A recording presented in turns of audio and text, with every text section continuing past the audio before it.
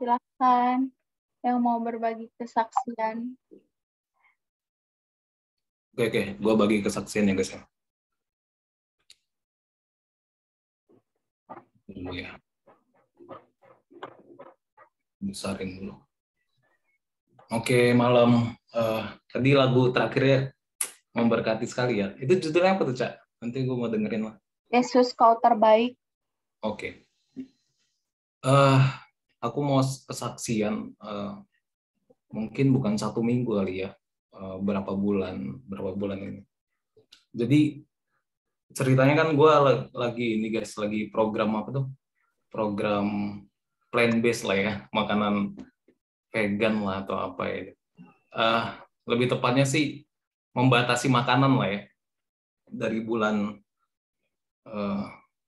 Desember kalau nggak salah. Dan aku ngalamin banyak hal banget sebenarnya. Impact-nya itu bukan cuman ke kesehatan doang, tapi impact-nya lebih ke spiritual juga ternyata kayak gitu. Jadi di awal-awal aku ceritanya lagi ngelihat merchant yang aku handle kan, aku kan ada kayak konsultan bisnis restoran gitu. Nah, kebetulan merchant yang aku handle itu plant based ya, plus meals namanya. Terus setelah gue lihat, kayaknya menarik ini gitu kan, make sense lah kayak gitu kan. Terus aku lihat film apa tuh namanya, The Game Changer ya, The Game Changer. Kalau kalian pernah ngelihat film The Game Changer, so gue ngelihat juga film The Game of Changer. Terus gue kayak gue pikir-pikir lagi ya. Dulu kan sebenarnya pada mulanya sebelum manusia jatuh dalam dosa ya, zamannya Adam dan Hawa. Awalnya kan manusia itu makan biji-bijian kayak gitu kan. So pada mulanya gue lihat ya orang makannya biji-bijian dan tumbuh-tumbuhan.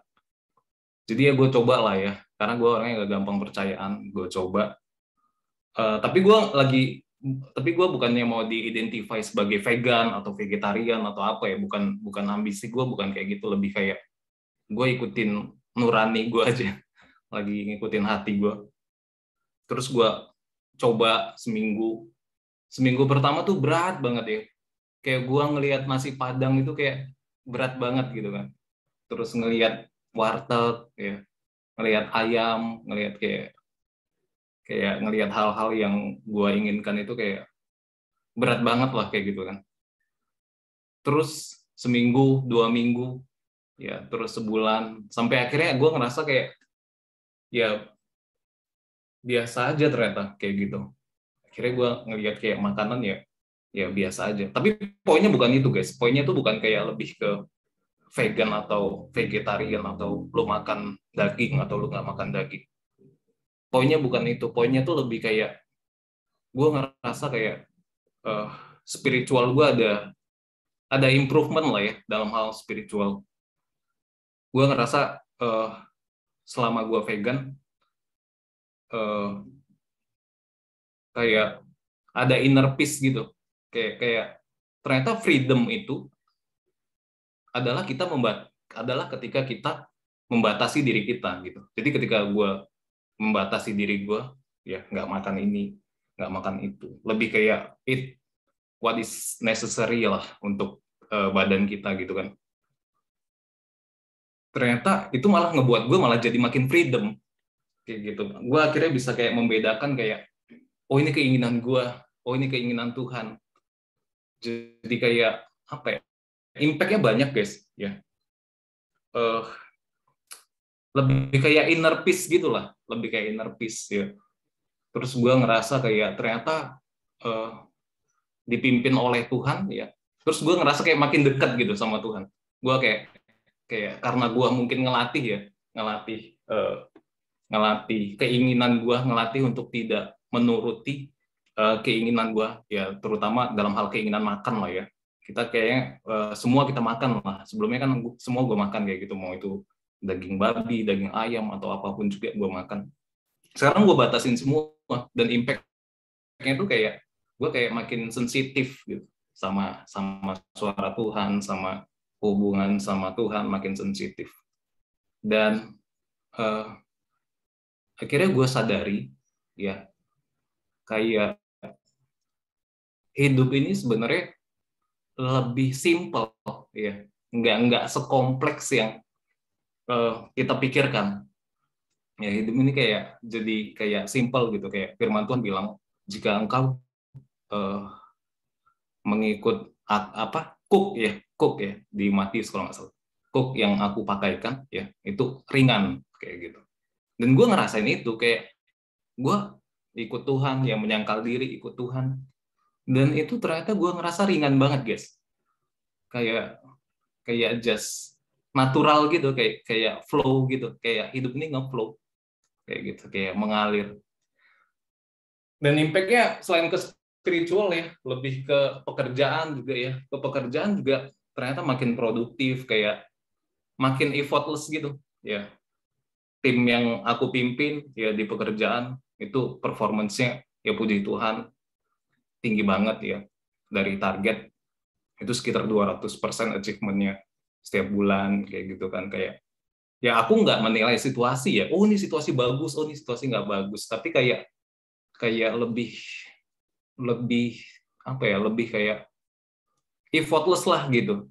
Kita just do the best ya untuk Tuhan, dan nggak stres ya. Tim juga tiba-tiba semangat banget untuk kerja. Mungkin karena vibe lah ya, vibe yang kita beri ke tim juga positif. Akhirnya tim tanpa ya, tim aku kan handle tim sales kebetulan, jadi kayak ada banyak leader-leader dan sales tim, ada puluhan sampai ratusan orang di bawah. Itu kayak jadi nge-manage itu jadi gampang, dan mereka kayak semangatnya tuh gede banget ya. Padahal gue nggak marah-marahin. Kalau dulu kan leadership style-nya kayak, oh ini harus dimarahin dulu baru jalan, harus di-push, harus diancem-ancem. Oh kamu kalau nggak achieve target, kamu dipecat ya. Jadinya mereka jalan kan kayak gitu kan. Kalau sekarang lebih kayak motivasi, kayak mengalir. Akhirnya mereka semangat, kompetisinya tinggi banget. Ada banyak, gue rasa pekerjaan-pekerjaan Tuhan yang bekerja kayak gitu kan. Ketika spiritual kita naik kayak gitu. Dan gue ngerasa itu perlu dilatih sih. Ya gue perlu ngelatih itu dari hal-hal yang kecil guys. Ya, dari makanan, ya apa yang lo makan, dari bagaimana pagi-pagi ya morning routine kita. Ya pagi-pagi kita bangun tidur langsung buka handphone atau berdoa dulu atau saat teduh dulu, itu juga ternyata pengaruh ya. Kita mikirnya it just simple kayak gitu, ya udahlah bangun tidur langsung aja kerja atau apa. Tapi kebiasaan-kebiasaan morning routine, kebiasaan-kebiasaan kayak bagaimana kita makan, ya kebiasaan-kebiasaan kayak bagaimana kita berpikir itu ngaruh banget ya. Jadi kayak bermula dari gue ngelatih cara bermakan gue, itu impact-nya banyak banget ternyata. Ya impact ke spiritual, impact ke pekerjaan, impact ke kesehatan juga. Gue ngerasa badan gue seger banget, nggak pernah sakit lagi ya puji Tuhan ya. Terus impact juga ke apa ya, impact juga ke sekitar ya. Impact ke sekitar tuh banyak orang yang datang ya, dan kayak sharing gitu, yang mengalami masalah dalam kehidupan ataupun dalam rumah tangga ataupun anak tim gue lah ya. Banyak yang sharing tentang personal life kayak gitu, dan mereka merasa terberkati banget begitu aku sharing ke mereka, dan mereka thank you banget kayak gitu loh, insight-nya atau apa ya, karena ya hikmat Tuhan lah mungkin ya, jadi kayak diberikan kepada kita ya. Intinya sih yang gue dapet ya, kuncinya ya, vibe-nya, yang gue dapet yang pertama adalah ya, kita jangan terlalu banyak berpikir tentang hari esok kayak gitu, karena kita nggak tahu ya besok itu terjadi apa. Ya we just do the best aja hari ini, today kayak gitu, dan expect nothing lah untuk besok, karena kita mau tebak-tebak juga. Oh gue mau kerja keras supaya besok, oh besok kayak gimana ya kayak gitu ya. Firman Tuhan bilang kayak nggak usah khawatir hari esok, karena hari esok ya ada kesusahannya sendiri kayak gitu kan. Itu yang gue dapet ya. Terus jangan khawatir sama hari esok, sama jangan resisten atau jangan berpikir ke masa lalu juga. Kadang kita kan pikiran kita tuh kalau nggak ke hari esok, ke masa lalu. Padahal masa lalu udah cuma memori doang lah guys, kayak gitu kan. Dan hari esok itu sebenarnya nggak real gitu. Belum real lah. Yang paling real tuh ya hari ini kayak gitu. So just do the best hari ini ya. Terus nggak usah berekspektasi banyak. Ya biarkan Tuhan untuk melakukan bagiannya. Apapun yang terjadi untuk hari esok. Nah itu ketika kayak gitu jadi kayak apa ya? Kita berserah pada Tuhan. Kadang-kala kita tuh kayak merasa kita percaya, oh ya gue percaya Tuhan, ya gue percaya Tuhan itu ada. Ya, tapi kita masih pakai pikiran kita kayak misalnya, oh gue percaya tuh Tuhan itu ada, tapi kita khawatir akan hari esok, waduh besok kayak gimana ya, gue ada usia berapa ya, kenapa gue belum sukses ya, kenapa gue gini ya, bagaimana soal pasangan ya, bagaimana soal pekerjaan ya, bagaimana soal ini.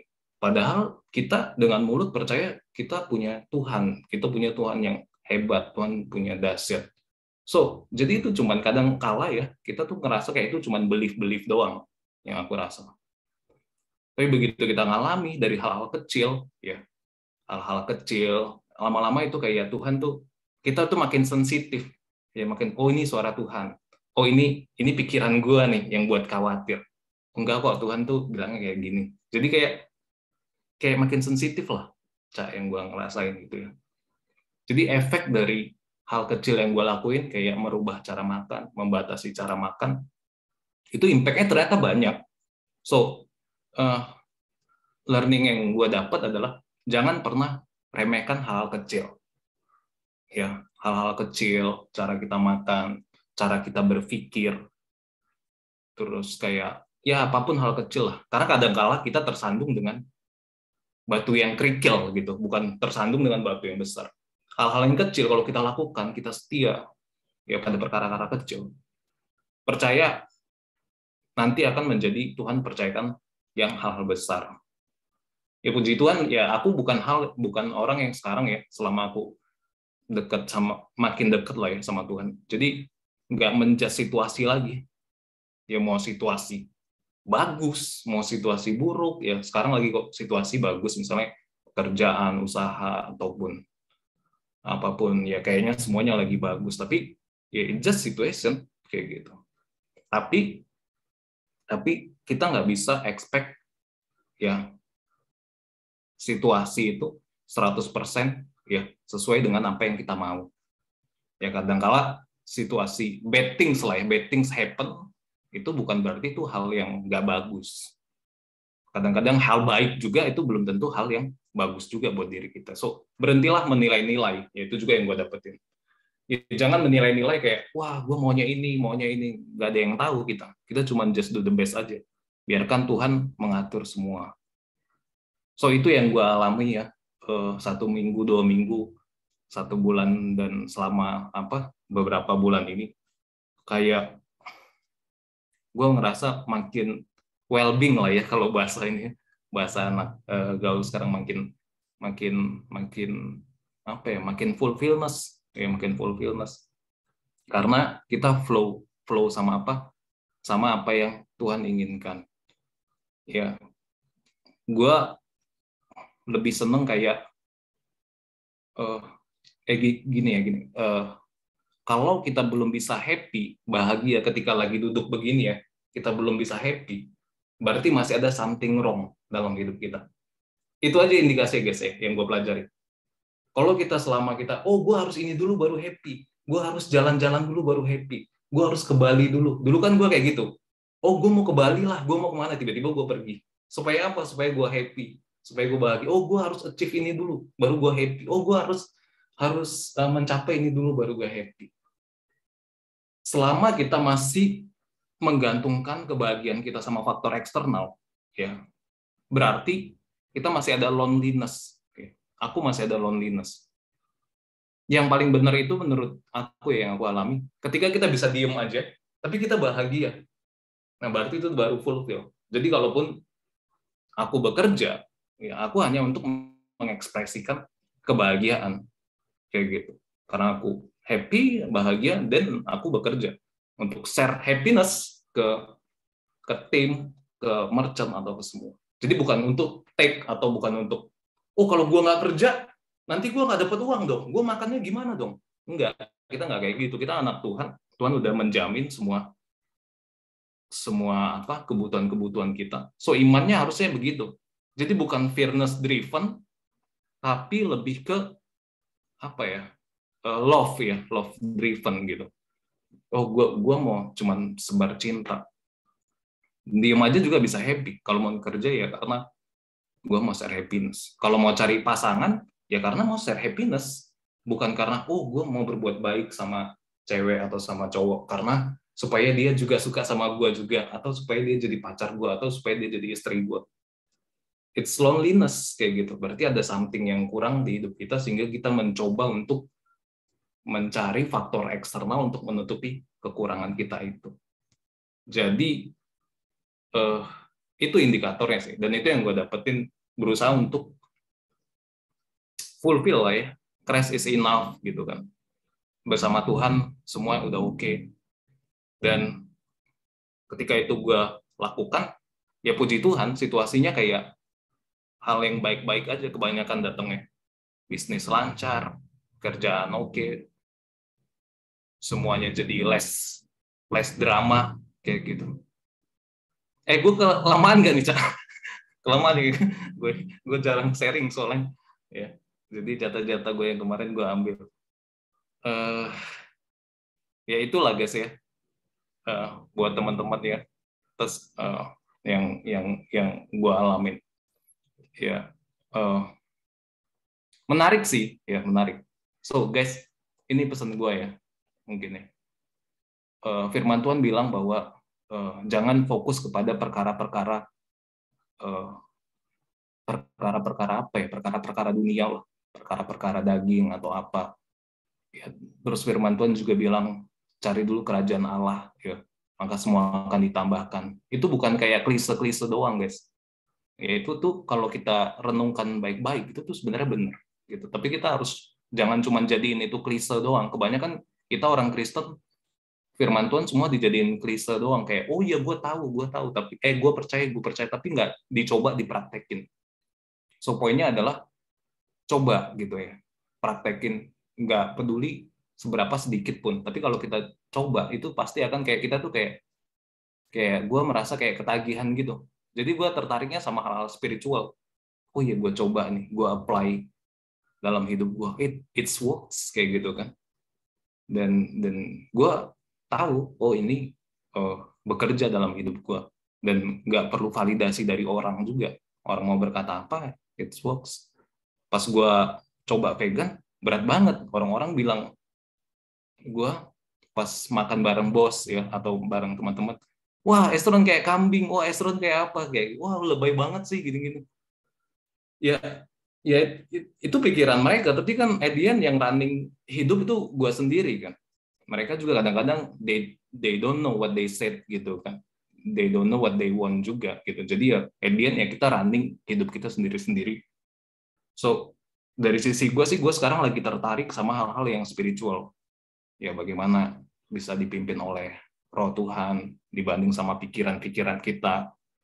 Dan gue bukan orang yang rohani banget ya, tapi ketika gue coba itu berhasil, ya udah gue lakuin, dan akhirnya gue tertarik sama hal kayak gitu, dan lebih kayak nggak attach sama situasi, nggak attach sama orang, ya nggak attach sama faktor eksternal, nggak attach sama validasi orang atau social approval. Ya tapi nggak jadi aneh juga gitu. Jadi kayak being natural gitu. Dan orang-orang pada datang kayak nanya, nggak cuma orang Kristen doang, kadang orang Islam datang ke gue nanya, sharing-sharing. Gue ceritain tentang Yesus gitu kan. Gue ceritain Yesus dulu. Gue sih pengikut Yesus. Gue nggak bilang Kristen, nggak bilang apa. Jadi kayak ada keberanian gitu loh, Cak. Kayak ada keberanian kayak natural gitu. Jadi kayak sharingnya ya jadi sharing natural dan mereka juga terima-terima aja gitu dan kayak nggak ada paksaan gitu. Karena itu yang gue alami kan. Gue cuma ngalamin ceritain apa yang gue experience, bukan apa yang gue dengar dari pendeta atau apa. Gue alami, gue sharing dan mereka bisa nerima. Dan akhirnya gue makin menemuin diri gue sih. So itu yang gue alamin berapa minggu atau berapa bulan ini. Gue happy sih ya jalan sama Tuhan Yesus ya. Ketika kita bisa experience itu akan lebih happy guys. Jadi berbeda ya antara kita cuma percaya doang atau tahu doang sama kita mengalami. Kalau kita mengalami even itu kecil itu jadi kehidupan dan itu kayak jadi sesuatu yang lebih kuat kayak gitu dan kita nggak perlu validasi orang, nggak perlu kayak orang mau mengerti atau mau approve atau apa. Orang gue udah ngalamin dan ngerasain gue lebih happy, lebih bahagia. Itu sih yang gue alami. Thank you ya Ceh, sorry waktunya kelamaan. Thank you, Bang. It's okay. Thank you buat sharingnya. Ya, thank you buat pengalamannya. Semoga menginspirasi juga, semoga menguatkan juga buat jadi the best version ya. Tapi the best versionnya yang sesuai dengan rencana Tuhan. Ya, dengan tuntunan. Bukan the best version kali. Semakin naik ke Tuhan kita tuh semakin nothing lah menurut gue. Semakin nggak ada versi lah menurut gue. Iya sih. Lanjut Cak. The best versionnya, Miss, maksudnya gini Bang, kita yang ngelakuin apa yang terbaik. Lu kan bilang hari ini, ya. Hari ini, nggak besok, nggak mikirin besok. Jadi hari ini yang bisa kita lakuin, kita lakuin the best-nya kan? Iya benar-benar. Ya itu kuncinya sih, simple sebenarnya. Just do the best hari ini guys. Kita nggak tahu besok. Ya kita mau prediksi, oh besok gue bakal sukses, besok gue bakal ini. Kita nggak tahu 100% besok akan terjadi seperti apa yang kita inginkan kan. Ya. Di sekitar kita nggak bisa kita predik. Bisa jadi besok kita sial, bisa jadi besok kita benar. Yang real itu ya hari ini, just do the best hari ini. And yang kemarin tuh just ilusi. Ya, kemarin ilusi, besok unreal, ya belum real. Ya, just do the best hari ini. Ya kan, itu membuat semakin happy sih. Ya Cak, balik lagi, sorry gue potong-potong terus. Oke, semangat banget Bang. Oke, kalau gitu kita langsung lanjut aja ya. Untuk kesaksiannya teman-teman boleh di-sharing untuk pertemuan selanjutnya.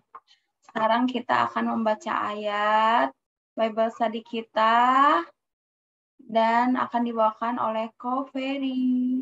Halo Ko Ferry, silakan Ko. Halo, selamat malam semua. Halo.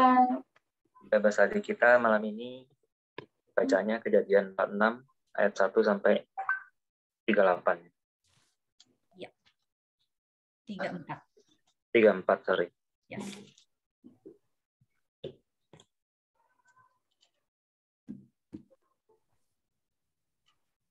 Kita baca bareng apa langsung di cerita masing-masing aja? Baca masing-masing? Enggak, maksudnya ada yang belum baca kayak ini. Mau giliran? Apa ada yang belum baca? Karena ya sudahlah, kita giliran baca deh. Soalnya kulihat ayatnya banyak yang tentang itu sih. Anak-anak. Kita giliran menurut abjad aja ya. Boleh. Jadi, pertama Desi, lalu Esron, Kak Vera, saya. Bagi 6. Ocha baru Steven. 5 ayat langsung kok atau? 6. Ya, 5 ayat langsung. 5 ayat ya, bisa ya? Oke. Iya. Kita langsung baca ya, teman-teman. Sebentar. Udah di sana semua? Yakub, aku belum kondusif ya, bisa dengar dulu. Oke, Steven. Kita baca 5 ayat, exclude Steven. Judulnya Yakub pindah ke Mesir, Kejadian 46. Jadi berangkatlah Israel dengan segala miliknya, dan ia tiba di Beersheba. Lalu dipersembahkannya korban sembelihan kepada Allah Ishak ayahnya. Berfirmanlah Allah kepada Israel dalam penglihatan waktu malam. Yakub, Yakub, sahutnya, ya Tuhan. Lalu firman-Nya, akulah Allah, Allah ayahmu, janganlah takut pergi ke Mesir, sebab aku akan membuat engkau menjadi bangsa yang besar di sana. Aku sendiri akan menyertai engkau pergi ke Mesir, dan tentulah aku juga akan membawa engkau kembali. Dan tangan Yusuflah yang akan mengatupkan kelopak matamu nanti. Lalu berangkatlah Yakub dari Beersheba, dan anak-anak Israel membawa Yakub, ayah mereka, beserta anak dan istri mereka. Dan mereka menaiki kereta yang dikirim Firaun untuk menjemputnya. Ayat 6, Bang Esron. Mereka membawa juga ternak dan harta bendanya yang telah diperoleh. Mereka di tanah Kanaan, lalu tibalah mereka di Mesir, yakni Yakub dan seluruh keturunannya bersama-sama dengan dia. Anak-anak dan cucunya laki-laki perempuan, seluruh keturunannya dibawanya ke Mesir. Inilah nama-nama Bani Israel yang datang ke Mesir, yakni Yakub beserta keturunannya. Anak sulung Yakub ialah Ruben. Anak-anak Ruben ialah Henok, Palu, Hezron, dan Karmi. Anak-anak Simeon ialah Yemuel, Yamin, Ohad, Yakin, dan Zohar, serta Saul. Anak seorang perempuan Kanaan, anak-anak Lewi ialah Gerson, Kehat, dan Merari. Anak-anak Yehuda ialah Onan, Selah, Peres, dan Zerah. Tetapi dan Onan mati di tanah Kanaan, dan anak-anak Peres ialah Hezron dan Hamul. Anak-anak Isakar ialah Tola, Pua, Ayub, dan Simron. Gue sampai ayat berapa ya guys? Anak-anak Zebulon. Boleh sampai sini Bang, sampai 14. Oke, terakhir ya. Ya. Anak-anak Zebulon ialah Seret, Elon, dan Yahlael. Oke. Next. Itulah keturunan Lea yang melahirkan bagi Yakub di Padan Aram, anak-anak lelaki serta Dina juga, anaknya yang perempuan. Jadi seluruhnya laki-laki dan perempuan berjumlah 30 jiwa. Anak-anak Gad ialah Zifion, Hagi, Shuni, Esbron, Eri, Arodi, dan Azeli. Anak-anak Asher ialah Yimna, Yiswa, Yiswi, dan Beria. Serah ialah saudara perempuan mereka. Dan anak-anak Beria ialah Heber dan Malkiel. Itulah keturunan Zilpa, yakni hamba perempuan yang telah diberikan Laban kepada Lea. Anaknya perempuan dan yang melahirkan anak-anak bagi Yakub seluruhnya 16 jiwa. Aku sampai ayat berapa? 20. Anak-anak Rahel, istri Yakub ialah Yusuf dan Benyamin. 20 ya. Bagi Yusuf lahir Manasye dan Efraim di tanah Mesir, yang melahirkan baginya oleh Asnat, anak perempuan Potifera, imam Dion. Anak-anak Anak-anak Benyamin ialah Bela, Beker, Asibel, Gera, Naaman, Ehi, Ros, Mupim, Hupim, dan Aret. Itulah keturunan Rahel yang telah lahir bagi Yakub. Seluruhnya berjumlah 14 jiwa. Anak Dan ialah Husim. Anak-anak Naftali ialah Yahsel, Guni, Yeser, Silem. Itulah keturunan Bilha, yakni hamba perempuan yang diberikan Laban kepada Rahel, anaknya yang perempuan dan yang melahirkan anak-anak itu bagi Yakub. Seluruhnya berjumlah 7 jiwa.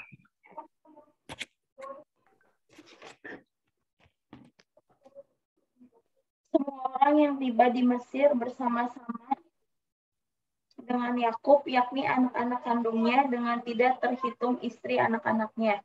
Seluruhnya berjumlah 66 jiwa.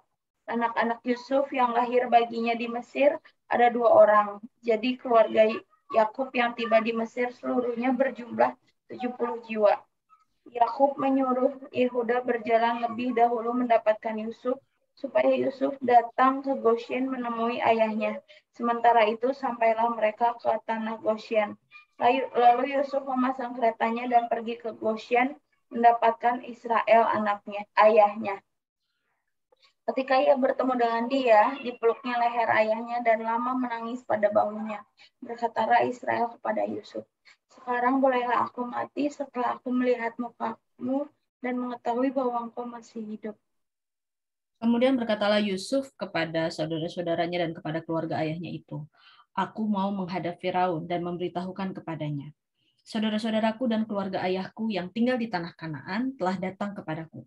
Orang-orang itu gembala kambing domba, sebab mereka itu pemelihara ternak, dan kambing dombanya, lembu sapinya, dan segala miliknya telah dibawa mereka. Apabila Firaun memanggil kamu dan bertanya, apakah pekerjaanmu? Maka jawablah, hamba-hambamu ini pemelihara ternak, sejak dari kecil sampai sekarang. Baik kami maupun nenek moyang kami, dengan maksud supaya kamu boleh diam di tanah Goshen. Sebab segala kambing domba adalah suatu kekejian bagi orang Mesir. Terima kasih teman-teman atas bacaannya.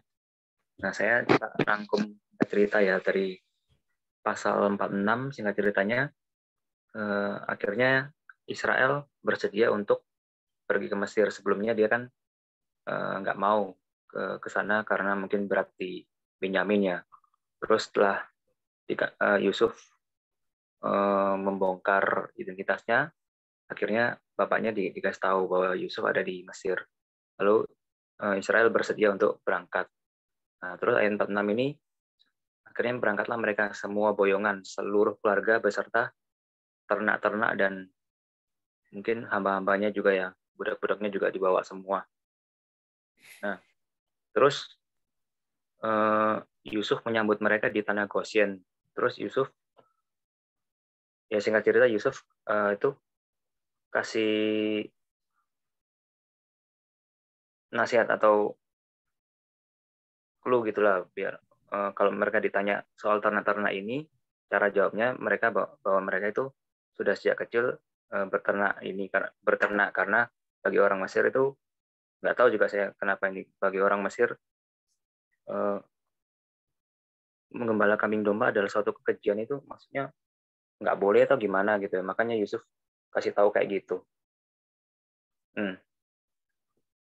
Dari bacaan Kejadian 46 ini, apa ada teman-teman mau sharing sesuatu dari bacaan ini? Silakan.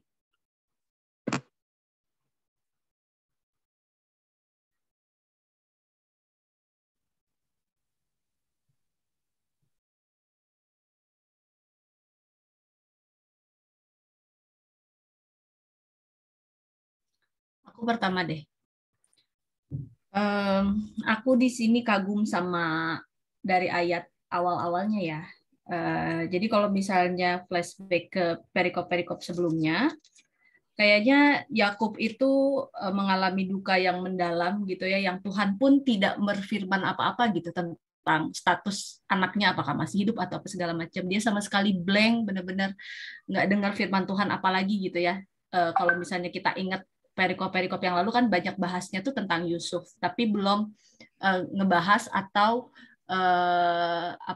menceritakan bagaimana kondisi Yakub, apakah dia mencari Tuhan untuk minta petunjuk atau misalnya untuk menenangkan hatinya gitu ya, karena dia tahu anaknya meninggal saat itu.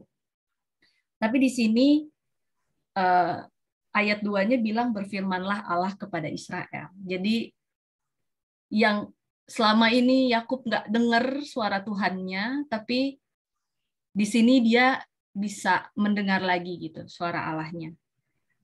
Dan Tuhan meneguhkan hatinya Yakub, walaupun memang Yakub sendiri di perikop 45, di pasal 45, pasal ayat 28-nya kan bilang cukuplah itu, aku mau pergi melihatnya. Jadi dia sendiri sebenarnya udah punya keinginan untuk berangkat gitu. Tapi kemudian diteguhkan lagi oleh Tuhan.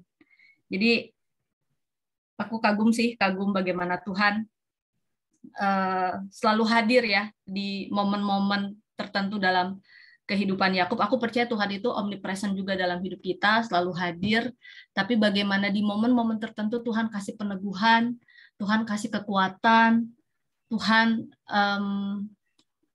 ya kalau misalnya tadi kesaksiannya Bang Esron, dia ngalamin yang namanya mungkin hubungan yang jauh lebih merasa lebih dekat apa segala macam, ya aku percaya itu berkat yang luar biasa gitu. Dan di sini dia Yakub tuh bisa mendengar kembali firman Tuhannya yang menuntun dia gitu.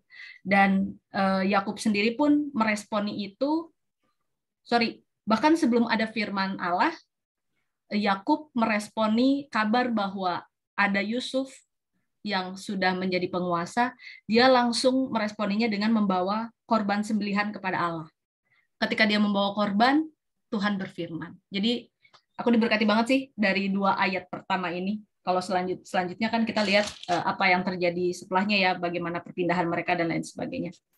Tapi 2 ayat pertama, ayat 1 dan 2 itu memberkati aku banget. Gimana ketika mendengar kabar yang baik, dia enggak jumawa atau enggak over proud pada diri sendiri, tapi dia bawa kesenangan dan kebahagiaannya itu kepada Tuhan. Dia bawa persembahannya itu kepada Tuhan, dan kemudian Tuhan teguhkan dengan firman yang Tuhan turunkan buat Yakub. Itu dari aku, terima kasih.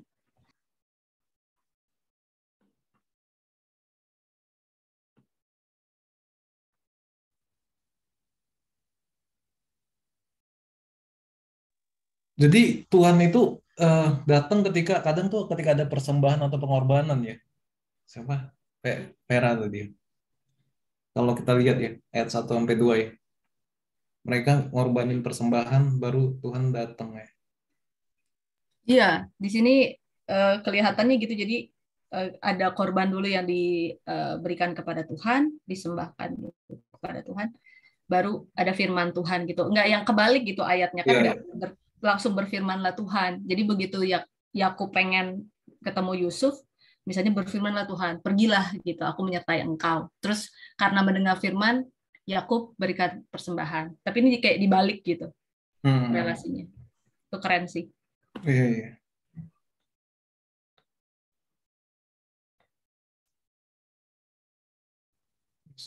Persembahan korban.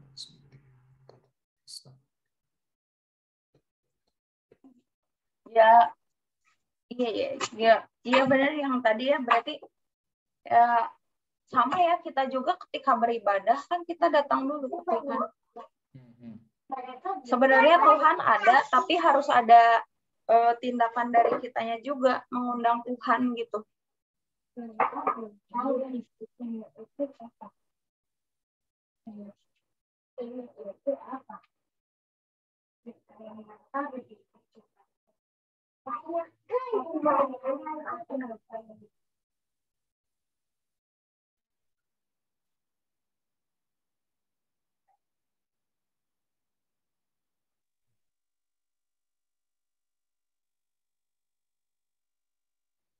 Kalau misalnya Tuhan nggak diundang, apa Tuhan nggak hadir gitu ya? Ada kok. Sebenarnya Tuhan selalu hadir, tapi kitanya yang nggak realize. Gitu. Kita kadang yang nomor 1 itu pikiran kita, keinginan kita, ego kita. Makanya kalau gue mikir ya, kenapa kita harus kasih pengorbanan ya? Bukan karena Tuhan pengen harta kita atau pengorbanan kita sebenarnya, tapi supaya kita mengesampingkan pikiran kita, logika kita, dan kita sadar gitu loh, ini buat Tuhan kayak gitu. Jadi kita fokus kita tuh sama-sama Tuhan kayak gitu. Ya karena kalau enggak, sometimes yang paling banyak mendominasi itu pikiran kita, ego kita, keinginan kita. Sehingga yang ngedrive itu bukan Tuhan. Sehingga Tuhan mau bicara juga nggak ke distract, nggak muncul gitu. Jadi ya Tuhan nggak bisa berfirman. Kalau menurut gue, emang sih kita harus sadar terus dan mencari Tuhan supaya Tuhan datang. Karena actually Tuhan tuh ada, tapi kitanya yang nggak terlalu tertarik mungkin. Tuhan ya udahlah, Tuhan ada ya, that's it kayak gitu. Jadinya ya nggak keras. Kalau menurut aku kayak gitu sih. Kenapa harus sampai kasih persembahan? Supaya kita makin tersadar aja sih. Ini ada Tuhan ya, ada ini ya. Gue bergantung nih sama Tuhan. That's why gue mau korbanin. Orang lain juga dong. Mungkin gitu ya kali ya. Iya, setuju Ya kan, Pak.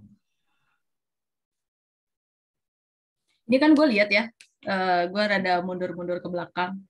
Ini kan pasal 46 nih. Pasal terakhir yang menceritakan Allah berfirman kepada Yakub itu di pasal 35. Pasal 35 ya terakhir ya? Pasal 35. Iya, Yakub di battle untuk kedua kalinya. Udah gitu langsung kisahnya Yusuf. Kisahnya Yusuf aja kita bisa ngitung dari umur dia 17 tahun sampai 30 tahun. Udah 13 tahun sendiri gitu ya kisahnya Yusuf. Jadi di pikiran aku nih, ada momen di mana Allah hadir dalam kehidupannya dia, tapi kayak yang sepi gitu dalam kehidupannya Yakub. Kayak nggak ngomong apa-apa, nggak ngasih petunjuk apa-apa, bahkan tentang anaknya mati pun Yakub juga nggak ngerti apa-apa, benar-benar blank gitu.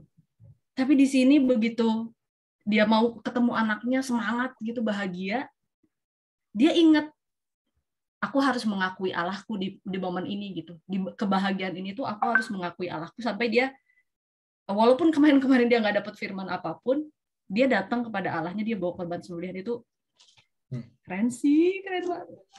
Dari situ baru Tuhan berfirman. Wow. Jadi memang ada sisi di mana kita pun harus mengingat Tuhannya gitu. Nggak tahu kalau misalnya di pasal harus aktif ya kita. Di ayat 1-nya kalau nggak ada, Tuhan akan berfirman nggak ya kalau misalnya ngasih korban sembelihan? I don't know. Cuma berandai-andai aja. Iya.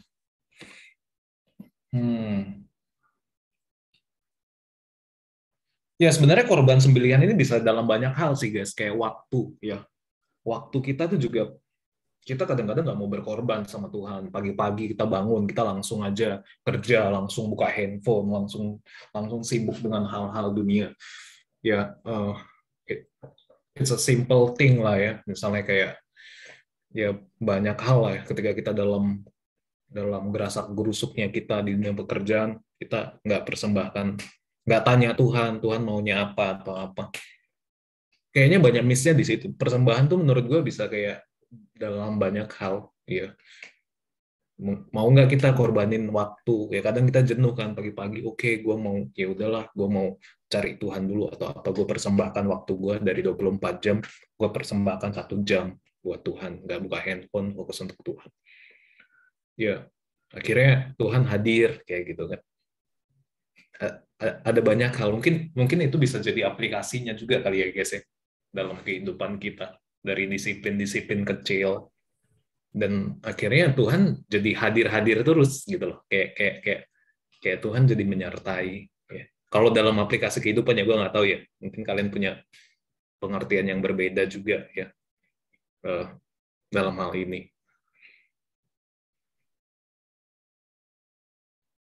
ya.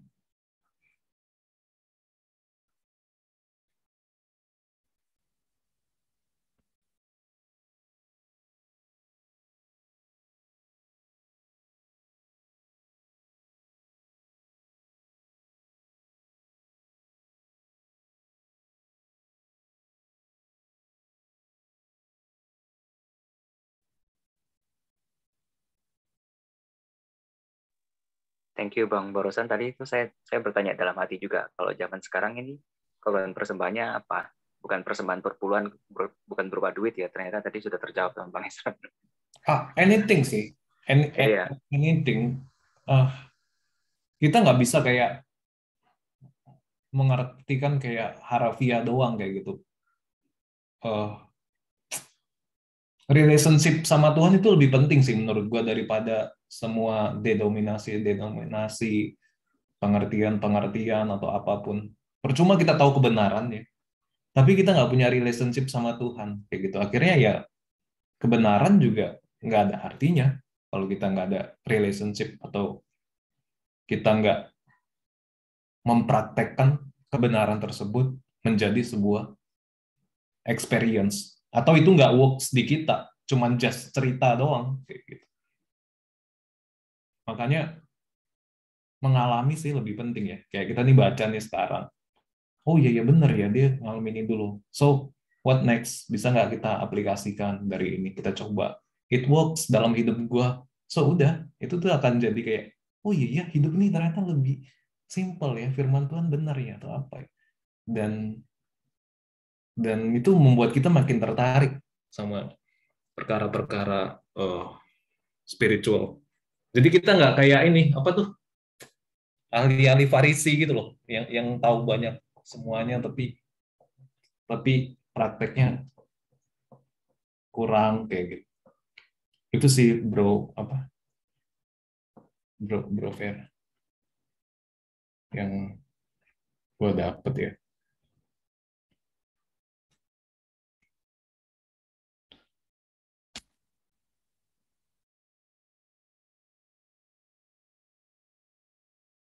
Desi gimana Desi nih? Sharing dong Desi. Tadi udah. Oh iya. Kok kayak gue jadi ini ya, MC-nya ya.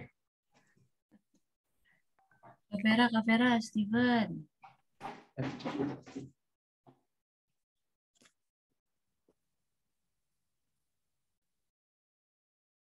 Tapi dia kenapa ini guys ya, di area terakhir ya, setelah dia ini barulah sekarang bolehlah aku mati. Ya kepada Yusuf, sekarang bolehlah aku mati. Berkatalah Isa kepada Yusuf, sekarang bolehlah aku mati setelah aku melihat mukamu dan mengetahui bahwa engkau masih hidup.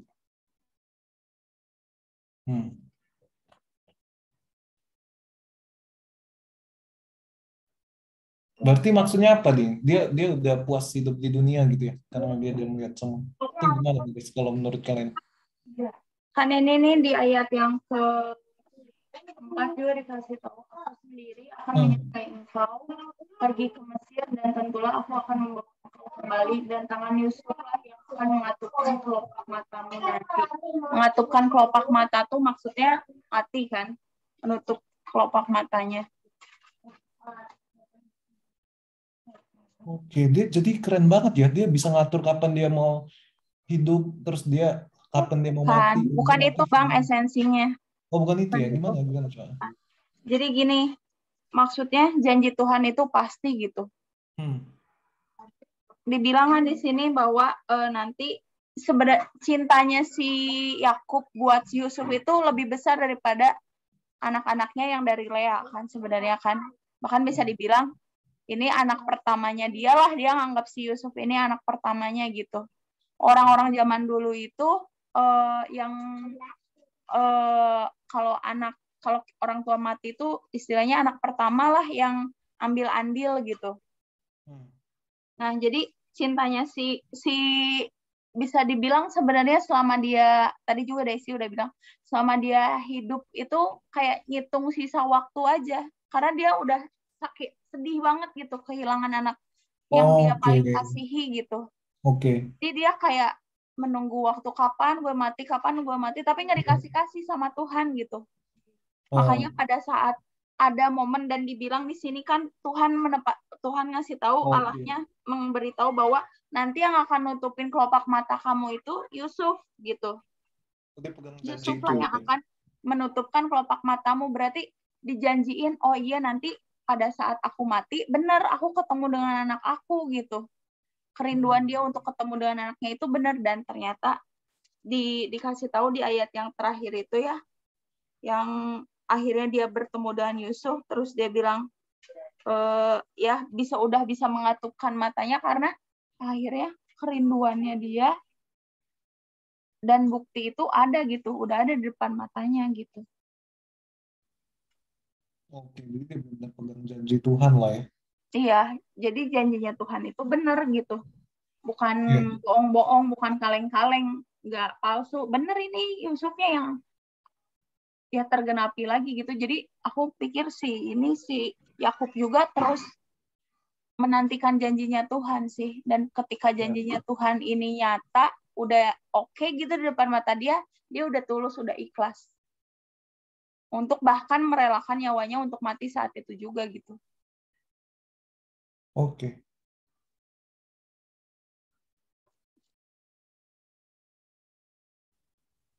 Aku mikir ini yang ayat yang keempat itu sebenarnya aku garisin sampai berwarna-warni nih kayaknya. Berarti sebelumnya aku baca, aku dapat terus baca lagi, dapat lagi. Aku sendiri akan menyertai engkau pergi ke Mesir dan tentulah aku yang akan membawa engkau kembali. Itu tuh kayak, aduh benar-benar ya, janji Tuhan tuh kayak kitanya yang terlalu worry gitu akan segala sesuatu itu. Kitanya terlalu khawatir. Ayat berapa tuh, Cak? Ayat 4. 24. Ayat 4. 4. Oh iya, bentar. Ayat 4. Oh, aku sendiri akan datang yang pergi ke Mesir, tentu aku akan membawa aku kembali. Ya gitu sih. Aku kadang-kadang kalau suka bingung apa ya, harus ngelangkah kemana gitu. Ya ini, aku sendiri akan menyertai engkau. Pegang aja itu. Aku Tuhan yang akan menyertai engkau. Aku mikir gini sih. Kadang-kadang kan suka di dalam suatu pilihan ya, bingung harus melangkah kemana. Tapi even pilihan terburuk pun ya, yang ternyata kita anggap kita salah pilih, pasti akan ada jalan terbaiknya gitu. Pasti akan nemu, Tuhan itu akan selalu memberikan kita jalan untuk menemukan solusi dari hal terburuk sekalipun. Bahkan di jalan yang kita anggap, wah ini udah pilihan terbaik nih, Tuhan pun akan menuntun kita, akan ada aja masalah gitu. Di hal terburuk pun akan ada hal baik, di hal baik pun akan ada hal buruk gitu. Jadi ini balik ke janji ini, aku sendiri akan menyertai engkau gitu. Jadi trust in God aja gitu. Iya. God is in control gitu. Tuh kayak yang wah, iya nih berkali-kali aku baca ayat ini loh dan selalu menyentuh gitu ketika baca ini. Aku sendiri akan menyertai engkau. Udah, that's it. Gak usah takut ke sana ke sini, pergi ke Mesir, pergi ke tanah mana kayak. Karena aku yang akan menyertai engkau gitu. Itu luar biasa sih.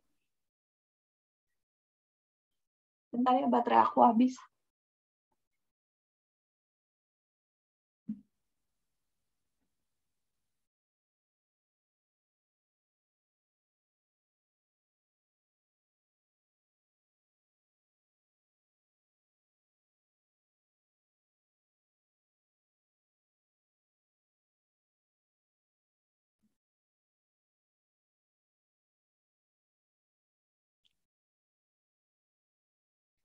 Ya kalau menurut gue sebenarnya simpel ya, Cak ya. Tuhan udah bilang Tuhan akan menyertai kita dalam hidup kita, Dia tak akan meninggalkan kita. Ya kan, bahkan pas Tuhan Yesus pergi juga kan, ya aku pergi tapi Rohku akan tinggal di dalam engkau. Tapi again, ya kenapa kita suka khawatir gitu kan? Karena ada setan, Bang. Ya, karena pikiran sih. Kalau menurut gue kita di-lead sama pikiran kita sih. Kita Ya, mengandalkan diri kita juga. sendiri. Kan setan tujuannya itu. Membuat kita selalu takut gitu. Tidak yakin sama Tuhan kita sendiri. Atau nggak gini, dalam kondisi realnya gini. Kita tahu bahwa penyertaan Tuhan itu ada buat kita. Tapi untuk kita melangkah tuh kayak kita tuh kayak nggak kita lah, gue tuh kayak yang aduh aku mau cari dulu nih firman Tuhan, harus nunggu dulu ada firman Tuhan yang ini banget buat aku baru aku melangkah gitu. Padahal kompleks kayak gitu sih menurut gue. Iya, maksudnya emang Des, lu sekudus apa bisa langsung dengar audible suara Tuhan? Desi kamu kesini atau Desi kamu milih ini, kan enggak kan? Maksudnya bahwa kita ngerti penyertaan Tuhan, terus kita melangkah dari situ, ya itulah iman gitu. Tapi kadang-kadang aku pribadi suka lupa sama itu. Aku pribadi juga yang aku nggak mau ceroboh, aku nggak mau careless, aku mau dengerin firman Tuhan dulu, baru aku ngelangkah. Padahal dari situ aja kayaknya udah gue ngabisin waktu berapa lama gitu untuk nungguin firman Tuhan yang jadi kayak kalau bahasa ekonominya mah opportunity cost-nya lu tuh udah gede banget gitu. Iya, kita malah jadi pakai pikiran kita kayak gitu. Sekalipun kayak rohani, tapi kita sebenarnya jadi kayak pakai pikiran kita. Kedengerannya rohani kan? Aku mau dengerin firman Tuhan. Aku mau tunggu dulu sampai Tuhan berfirman maka aku melangkah gitu ya. Tapi lu mau nunggu sampai kapan gitu? Bener tadi ya kata Ocha, gue setuju. Bahkan kalaupun kita ngelangkah dan kita salah, Tuhan tuh bisa mampu ngasih solusi. Benar. Tapi seringkali gue sendiri suka kayak yang gue nggak mau ngalamin sakitnya. Jadi daripada gue ngalamin sakitnya, gue berhati-hati. Jadi terlalu hati-hati gitu. Itu salah. Yaitu ya perenungan gue pribadi juga sih, gue terhadap diri gue sendiri. Itu siapa tadi? Ferawati ya? Desi. Desi itu ya? Bang Esran aku dilupakan. Sorry. Kak Vera diingat terus Gue sama nggak Bang nyalain video soalnya, jadi gue nggak tahu. Ya. Buka dong videonya, Des. Ya, Biar tahu. Gak apa-apa lah. Kalau menurut gue Des ya, Biar menurut gue Des yang lu sharingkan Yuk. itu. Yuk. Kenapa coba kita bisa kayak gitu? Kenapa tuh? Karena kita menilai-nilai situasi. Oh ini situasi buruk, ini situasi buruk ini nggak bagus buat gue, situasi yang sesuai keinginan gue itu bagus, situasi ini baik. Itu yang membuat kita tuh nggak flow di dalam Tuhan. Kita selalu menjudge, oh ini salah, oh ini benar, oh ini bagus, oh ini nggak bagus. Seakan-akan kita tahu 100% jalannya Tuhan kayak gitu. Ya benar kata Ocha tadi, ya udah jalanin aja. Nanti sekalipun itu jelek ya Tuhan pasti akan tetap hadir gitu. Jadi kita akan lebih natural gitu loh dipimpin sama Tuhan. Dan kalau aku sih patokannya sih buah-buah roh sih ya. Kalau kita dipimpin oleh roh, itu buah-buah roh apa? Kasih, sukacita, damai sejahtera. So kalau kita nggak damai sejahtera nih, perasaan kita takut, worry, atau kita nggak ada kasih nih, kita cuman kayak transaksional. Oh gue beri ini, terus gue mengharapkan itu. Ya itu kan bukan kasih ya. Kasih itu ya udah just give, habis itu lupain. Berarti kita nggak dipimpin sama Tuhan. That's it sih. Kalau kita ada kekhawatiran akan apapun lah ya. Akan masa depan, akan hari esok, udah simple. Kita lagi nggak dipimpin oleh roh. Karena kalau dipimpin oleh roh itu ngeflow guys. Kayak ya udah, situasi buruk, situasi jelek, situasi nggak sesuai keinginan, just situation. Nggak usah dinilai-nilai. Karena at the end kita juga nggak tahu kan. Siapa tahu itu jalan Tuhan untuk membuat kita lebih dibentuk lagi, lebih sensitif lagi. Tapi kebanyakan kita menilai-nilai. Ya akhirnya kita nggak sensitif. Iya kan? We need validasi dari orang. Gue harus sukses. Supaya apa? Orang ngelihat gue berhasil. So, gue Esron, gue harus sukses. Ya. Kalau enggak, nanti orang tua gue bilang apa? Teman-teman gue bilang apa? Gue harus punya pacar. Gue udah usia 30 something. Kalau enggak, nanti gue malu dong. Ini. Ya kita terlalu banyak kayak social approval. Terlalu banyak kayak situasi ini buruk. Ya. Belum nikah usia segini. Nggak bagus. Belum sukses usia segini. Nggak bagus. Seakan-akan kita tahu. Jalan-jalan Tuhan gitu. So just do the best lagi sih sebenarnya. Benar kayak kata Ocha tadi ya. Yang di highlight tadi ya. Ya Tuhan tuh menyertai kita, itu aja yang harus kita ingat. Tuhan menyertai kita, and kita percaya sama Tuhan 100%, just do the best. Besok gue nggak tahu apa yang terjadi, bisa jadi Tuhan ngasih sesuai keinginan kita, bisa jadi nggak sesuai keinginan kita. But that's okay, Tuhan selalu menyertai kita. Tapi itu tuh dibentuk ya, itu tuh benar dibentuk. Jadi akan tiba-tiba percaya sama Tuhan. Terus gue percaya sama Desi, kenapa? Karena gue udah melalui proses yang panjang gitu. Benar. Naik turun, ada gontok-gontokan, ada mengungkapkan, ada mendengarkan. Di situ terbentuk trust, percaya. Latihan. Iya, jadi nggak mungkin tiba-tiba oke. Apa gitu. Kayak misalnya ngebentuk otot aja ya. Kalau misalnya kamu punya histori gitu ya. Ototnya gitu, sebelumnya olahraga, terus tiba-tiba berhenti karena sakit ya. Nanti ketika kamu memulai lagi olahraga lagi, itu tuh akan mudah dibentuk si otot-ototnya karena dia udah ada historinya. Betul. Ya. Iya, bener tuh kata Ocha. Latihan, guys. Jangan berharap semua itu bisa tercapai dengan mudah. Latihan hal kecil, hal ini. Bukan maksudnya ke Tuhan tuh jalan yang sulit, bukan. Enggak. Itu adalah hal yang paling mudah sebenarnya. Tapi kita punya old habit, Ca. Itu yang harus kita realize. Iya. Kita punya habit yang harus kita break. Iya, benar. Habit kita reaktif, habit kita suka panikan, habit kita ini. Nah, kita mungkin berubah sehari 2 hari. Ya, tapi hari ketiga, hari keempat kita bisa balik lagi ke old habit kita. That's why still sih kita butuh disiplin, konsistensi, butuh Taurat, hukum Taurat juga sih kadang-kadang. Bukan pagi kadang-kadang, emang bener, emang harus itu. Iya, pagi-pagi ya mau nggak mau, suka nggak suka, ya udah gue datang ke Tuhan lah. Orang Karena kita Tuhan butuh. pun adalah Tuhan yang teratur loh. Iya, Dia itu butuh ngeciptain disiplin. semuanya juga teratur. Hari pertama, hari kedua apa gitu. Iya, Tanaman, tumbuhan, ini berpasang-pasangan, ini begini, begitu, air dipisahkan. Tuhannya teratur gitu. Benar. Iya, agree. Habit kita sih yang kadang jadi racun kita. Kita nih baca Alkitab ya sekarang, Bible School. Kita terbakar, termotivasi. Besok sehari 2 hari kita on fire. Hari ketiga kita balik lagi ke old habit kita. Karena kita nggak disiplin mungkin untuk memupuk, untuk mengingat Tuhan setiap waktu. Akhirnya kita unconscious lagi. Nggak sadar, akhirnya ya udah lupa lagi semua. Khawatir lagi, worry lagi. Kan ada yang bilang ke aku, mempertahankan itu lebih sulit daripada memulai. Iya, iya. Kata aku gini, ya udah mulai aja tiap hari. Nggak usah pertahanin. Kalau lu nganggap bertahan itu susah, ya udah mulai aja tiap hari. Mulai terus ya. Iya, jadi lu lakuin. Jadi nggak ada yang dipertahanin ya. Mulai aja terus. Mulai aja terus. Gue mikirnya gitu, tapi menurut benar. itu, lu aneh. Katanya gue aneh. Kalau kita mempertahankan, mode kita jadi resisten, Cak. Kita jadi takut. Oh, gue takut kehilangan nih, karena gue mempertahankan. Pertahankan apa? Status gue. Status gue sebagai orang yang dekat sama Tuhan. Status gue sebagai orang rohani. Status gue tidak berbuat dosa nih. Gue harus pertahankan nih. Akhirnya fearless driven sih. Ya udah. Jadi terpaksa ya. Jadi terpaksa, jadi takut. Makanya gue nggak mau di-identify Esron apa? Esron vegan.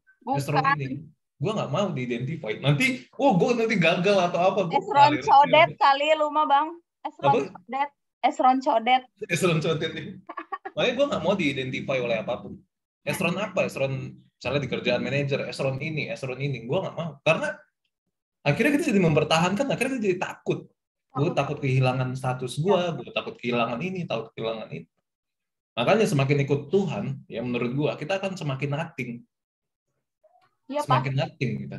Semakin ikut Tuhan, semakin nothing. Semakin nggak teridentify oleh apapun juga, ya just mengalir aja. Makanya Tuhan bilang kan, firman Tuhan, hidupmu telah dibeli gitu, dan telah lunas dibayar oleh darah Tuhan. Ya udah, kita sebenarnya udah dibeli, guys. Jadi ya kalau hidup ya hanya untuk Tuhan dan flow bersama Tuhan. Hanya dengan begitu ruang untuk pikiran atau setan atau apapun itu semakin sempit, karena kita merasa udah gue nothing kayak gitu, nothing tulus, nothing, karena gue udah dibeli oleh Tuhan dan 100% jadi lunas dibayar oleh darahnya. Jadi kalau mau setan mau nuduh-nuduh gue, ya gue bukan punya gue lagi, gue punya Tuhan. Ya berurusan sama Tuhan aja, karena gue udah dibeli oleh Tuhan. Itu sih sebenarnya. Menarik sih sebenarnya. Ya, di Alkitab juga kan ketika Tuhan semakin besar, kita semakin kecil, itu benar. Karena ngerasa, gila, luar biasa banget ya. Kalau mikir, ya ampun, benar-benar penyertaan Tuhan tuh ya. Dari belakang, ngelihat ke belakang itu gila. Kalau nggak ada Tuhan, nggak akan bisa sih ngejalanin sendiri gitu. Makanya ngerasa, ya nothing, nggak ada apa-apa. Ya makin Tuhan lah yang besar harusnya ya. Iya. Kita kadang-kadang nggak sadar loh, guys. Iya. Kita terjerumus dalam hal-hal ego, kayak even itu hal positif ya, itu bisa menjerumuskan kita sih. Kayak misalnya kita rohani, kita merasa kita rohani banget atau apa. Secara tidak langsung kita, oh gue rohani, lu nggak rohani. Kayak gitu, sombong kan? Rohani ya Bang ya. Rohani. Confidence yang salah kan kayak gitu. Confidence yang salah atau apa. Jadi gue melihat itu banyak sih. Gue melihat itu banyak sih. Bukannya gue mau ngejudge ya sama teman-teman gue yang rohani. Tapi even di gereja-gereja atau di mana itu kayak mereka jadi kayak itu tuh dijadikan sebagai status. Teridentify, oh gue orang rohani, lu bukan orang rohani. Oh lu minum, lu merokok, oh lu vegan, gue unvegan, oh lu ini. Padahal tuh nggak ada kotak-kotakin, ya just do aja. Kayak lu begitu ya, as it is aja, just as it is aja. Nggak usah di kotak-kotakin, di-identify, di label-labelin. Oh ini orang bagus, ini nggak bagus. Oh ini orang benar, ini orang nggak benar. Oh ini orang berdosa, ini nggak. Ya kalau kita masih begitu, itu berarti kita teridentify juga, dan itu ada ego. Makanya gue kadang-kadang lihat, wah, ini kadang-kadang salah sih sebenarnya. Jadi terjerumus itu nggak dalam hal positif negatif doang. Hal positif juga kita bisa terjerumus loh, kalau kita nggak sensitif. Itu yang gue lihat. Bener nggak? Sombong rohani ya. Iya. Iya, jangan. Ya makanya di Alkitab kan dibilang jangan sampai kamu yang apa sih yang suka melakukan pelayanan, yang suka yang di ladang tuh ada 2 orang di ladang ya, ladang 2 orang, satu di bawah, satu nggak terangkat ke surga kan, satu di bawah, satu di sana stay gitu maksudnya. Diibaratkan ini tuh ladang pelayanan ya, ladang penginjilan. Jangan sampai ternyata kita tidak terbawa gitu. Kita di ladang penginjilan, tapi kitanya nggak terbawa ke surga. Iya, ternyata kita ini apa sombong rohani. Iya, Atau yang ini nih, aku jadi ingat yang Paulus ya. Ya, Paulus bilang gini, aku menjaga diriku sedemikian rupa supaya setelah aku memberitakan Injil, jangan aku sendiri ditolak. Iya. Benar tuh, benar tuh. Jadi dia jaga banget gitu hidupnya, jangan sampai orang tuh ngukur hidupnya lebih dari apa yang mereka lihat gitu. Kadang-kadang kan kalau dengar nggak mau komen gue. Ya udah nggak jadi deh. Gue juga takut salah ngomong lagi. Nggak. Ini maksudnya cermin ke diri gue sendiri sih. Tapi ya sudah. Ya itu kalimat Paulus tadi. Jangan sampai ketika aku memberitakan Injil aku sendiri ditolak. Itu wow sih. Benar. Harus hati-hati. Jangan sampai kita sombong rohani. Amin. Semoga kita dijagain. Mindful. Ya, mindful apa ya? Ya. Balik lagi nih ya ke ayat ya. Si Yakub kan dibilang kan pas si Yusuf mimpi itu kan bahkan si papahnya pun akan menyembah dia kan. Yang awal-awal ingat gak? Yang mimpi awal. Iya. Pas dia kejadian ini gimana ya? Pas dia ternyata benar diselamatin sama Yusuf. Iya kan? Gimana ya? Oh iya benar. Lupa juga deh kayaknya. Kayaknya udah lupa juga. Maksudnya lupa dalam artian dia cuma pengen anaknya aja gitu. Iya. Aku hanya ingin anakku doang. Dan anaknya pun juga pasti kan akan mencegah hal itu terjadi gitu. Bapaknya nyembah dia apa-apaan. Ya, jadi benar gitu. Dia tuh kayak diyakinin lagi. Oh iya bener anak gue yang nyelamatin. Oh ya, di sisi Yakubnya ya. Dia jadi ingat mimpi anaknya yang waktu itu sangat membual banget, yang sangat omong besar terjadi. Iya. Dia pikir bohong kan. Dia kan sempat tersinggung juga kan. Iya benar ya, 100% ya. Hah? Ternyata benar ya. Iya. Bener loh, teguran itu bisa dari anak kecil. Iya. Teguran itu bisa dari orang yang kita remehkan. Iya, betul. Dan itu tuh sakit banget. Jadi emang harus hati-hati sama sikap hati sendiri sih, karena kita yang tahu. Iya. Luar biasa, Yakub. Kayak Tuhan kan bilang kan ya. Tuhan bilang pas Tuhan Yesus disalib kan, dia bilang, Tuhan ampunilah mereka sebab mereka tidak tahu apa yang mereka lakukan. Jadi kalau gue lihat itu kejadian juga tuh sama Stefanus. Pas Stefanus dilempari sampai mati, ya Stefanus tuh ketawa-tawa aja, senyum-senyum, dia tersenyum sambil bilang, Tuhan ampunilah mereka nggak tahu apa yang mereka lakukan. So kadang problemnya adalah kita bukan nggak tahu firman Tuhan guys, tapi kita lagi unconscious saja, kita lagi nggak sadar, kita lagi merasa kita baik, kita ini, tapi kita lagi nggak tahu. Ya.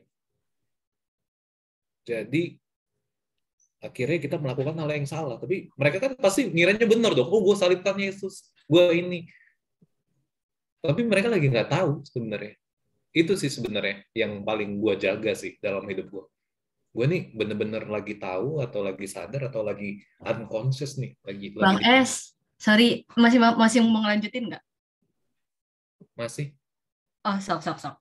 Ya, gimana? Lanjut Des. Ya, lanjut Des. Ya, ini tadi begitu lo ngomong ya. Ini tuh perenungan gue akhir-akhir ini. Oh iya. Perenungan gue tuh gini. Sorry, gue lanjutin ya. Perenungan gue tuh gini. Menurut kalian ya, dari 3 tipe manusia ini mana yang paling merugikan? Mana yang paling kerugiannya besar? 1, manusia yang udah tahu kebenarannya, tapi nggak ngelakuin. Kedua, manusia yang belum tahu kebenarannya, tapi nggak mau cari tahu. Yang ketiga, manusia yang nggak tahu, terus bodoh amat. Dari 3 tipe manusia ini, menurut kalian siapa yang paling rugi? Yang paling apa? Paling rugi. Paling rugi, kerugiannya paling besar. Yang pertama dia tahu tapi nggak melakukannya. Iya. Yang kedua, belum tahu, tapi nggak mau cari tahu. Yang ketiga, nggak tahu dan bodoh amat. Mana yang paling rugi? Yang kedua sama ketiga apa? Kedua sama bedanya? ketiga sama dong. Iya. Yang kedua mah kan Yang kedua belum tahu tapi sudah Belum tahu. menjalankan mungkin. belum tahu. Tapi udah menjalankan. Enggak, belum tahu tapi nggak mau cari tahu gitu, Steven. Terus yang ketiga kan Yang ketiga sama aja. Yang ketiga itu dia nggak tahu. Tapi Nggak mau cari tahu juga. nggak mau cari tahu juga. Sama. sorry, Belum tahu rada nggak tahu sama. blunder ya, rada blunder lah. Oke. Kita sederhanain jadi 2 pilihan deh. Tahu nggak ngelakuin, belum tahu tapi nggak cari tahu. Mana yang paling rugi dari 2 orang ini? Menurut teman-teman.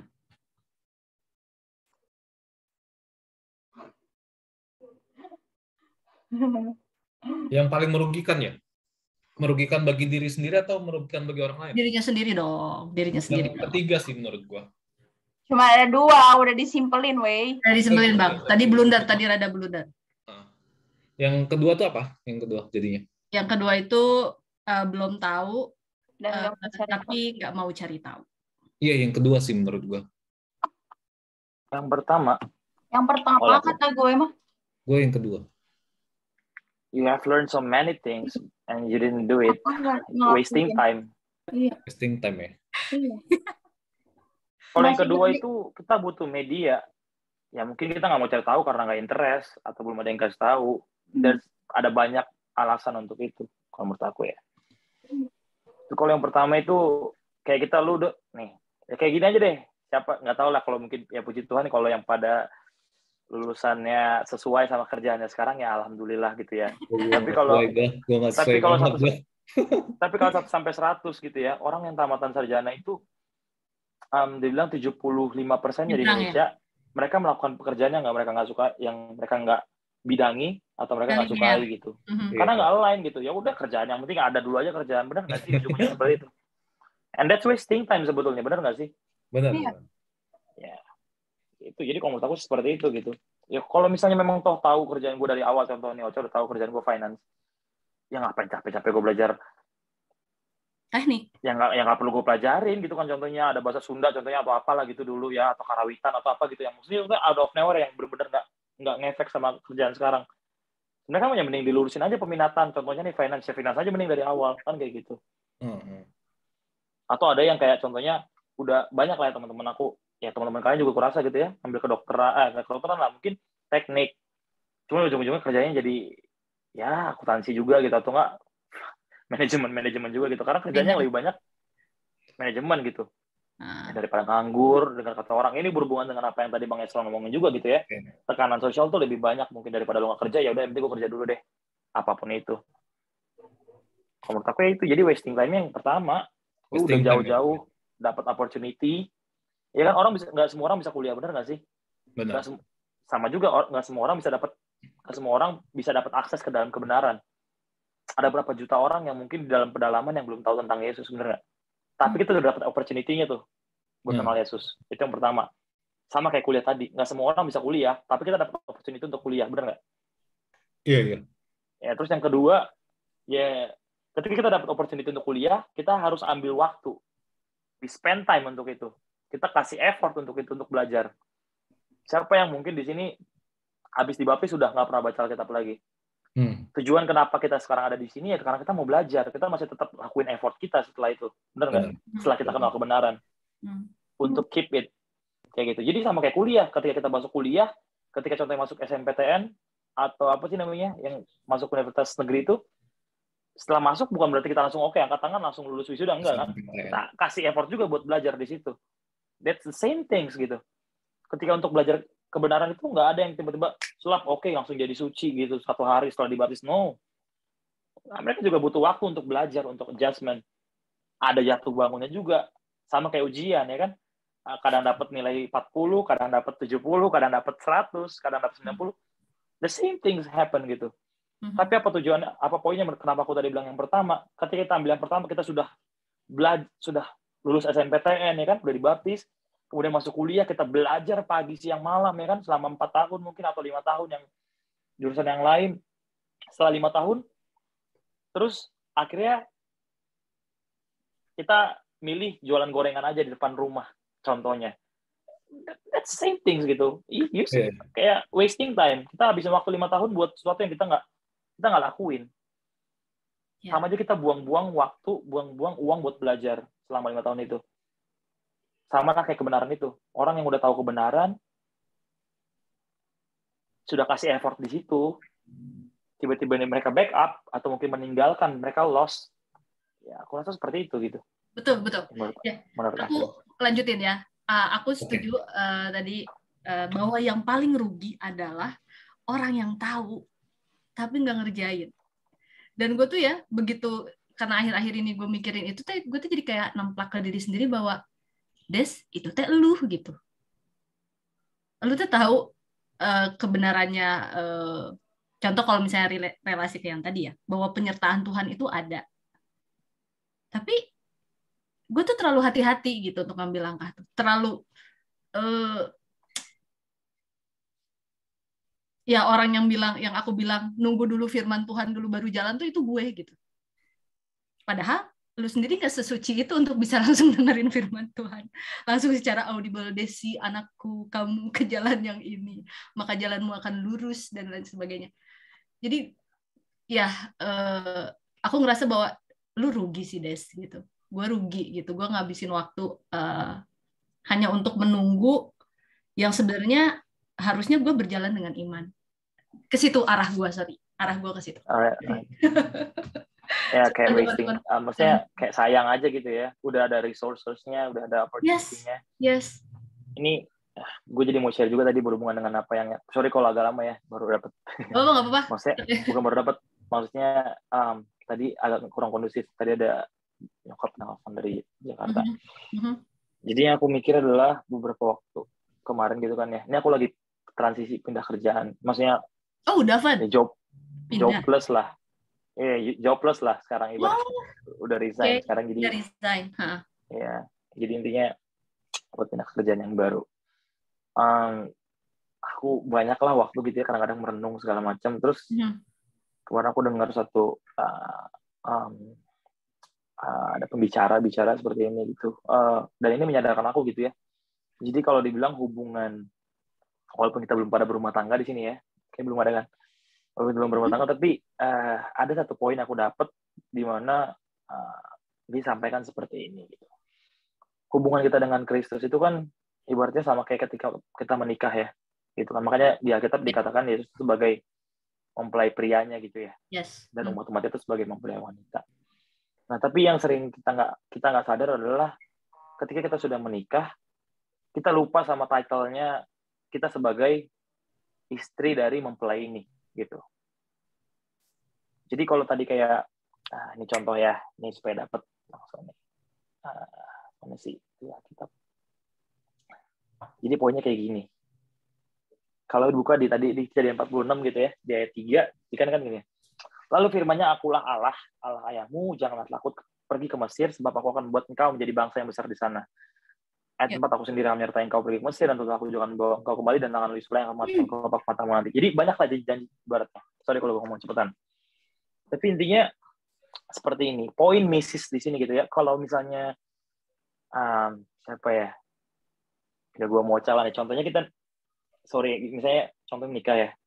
Ketika apalagi ini orang Batak. Ini karena aku mikirnya kemarin adikku mau tunangan kan, jadi emang kayak ada bahas-bahas gitulah. Jadi aku mikir gini, ketika dibawa ke pesta, dia nggak dipanggil lagi Ocha, dia dipanggil Nyonya Simanjuntak gitu. Kalau misalnya di Amerika atau kalau di luar tuh biasanya kan Mr. atau Mrs. Smith.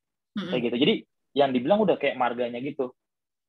Nah, yang sering kita lupa sebagai pasangannya Tuhan gitu ya, ketika kita mau berkomitmen ketika kita menikah gitu kan, kita suka nganggap bahwa ya uangmu ya uangmu, uangku gitu. Kerjaanmu ya kerjaanmu, kerjaanku.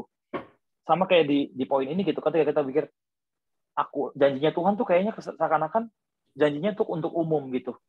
Janjinya untuk umum. Tapi kita nggak anggap diri kita sebagai pasangan daripada Tuhan itu sendiri. Kadang-kadang privilege yang udah dikasih, kita nggak pakai itu gitu.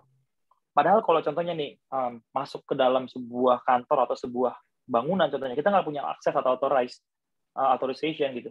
Tapi ketika kita bilang contohnya, ya saya bilang Miss Simanjuntak, dia bisa masuk gitu. Kenapa? Karena dia adalah part dari suaminya seperti itu. Paham nggak sih?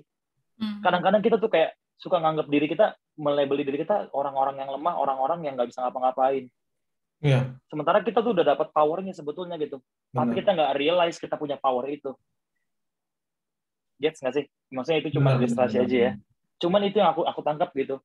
Yeah. Dan itu hal yang sama juga ketika kita melakukan dosa-dosa kesayangan saya. Kadang-kadang kita nggak mikir itu sebuah hal yang selingkuh. Ya, setiap hari Sabat, setiap hari contohnya Minggu kita pergi ke gereja. Saya ngakui nih, saya adalah pasangan dari Yesus Kristus. Saya nih Nyonya Simanjuntak contohnya, saya Nyonya Siregar contohnya seperti itu. Pada hari Minggu. But ketika setelah hari Minggu lewat, setelah hari Sabat lewat, hari Senin sampai Jumat, kita balik lagi tuh jadi orang yang single. Lagi ya.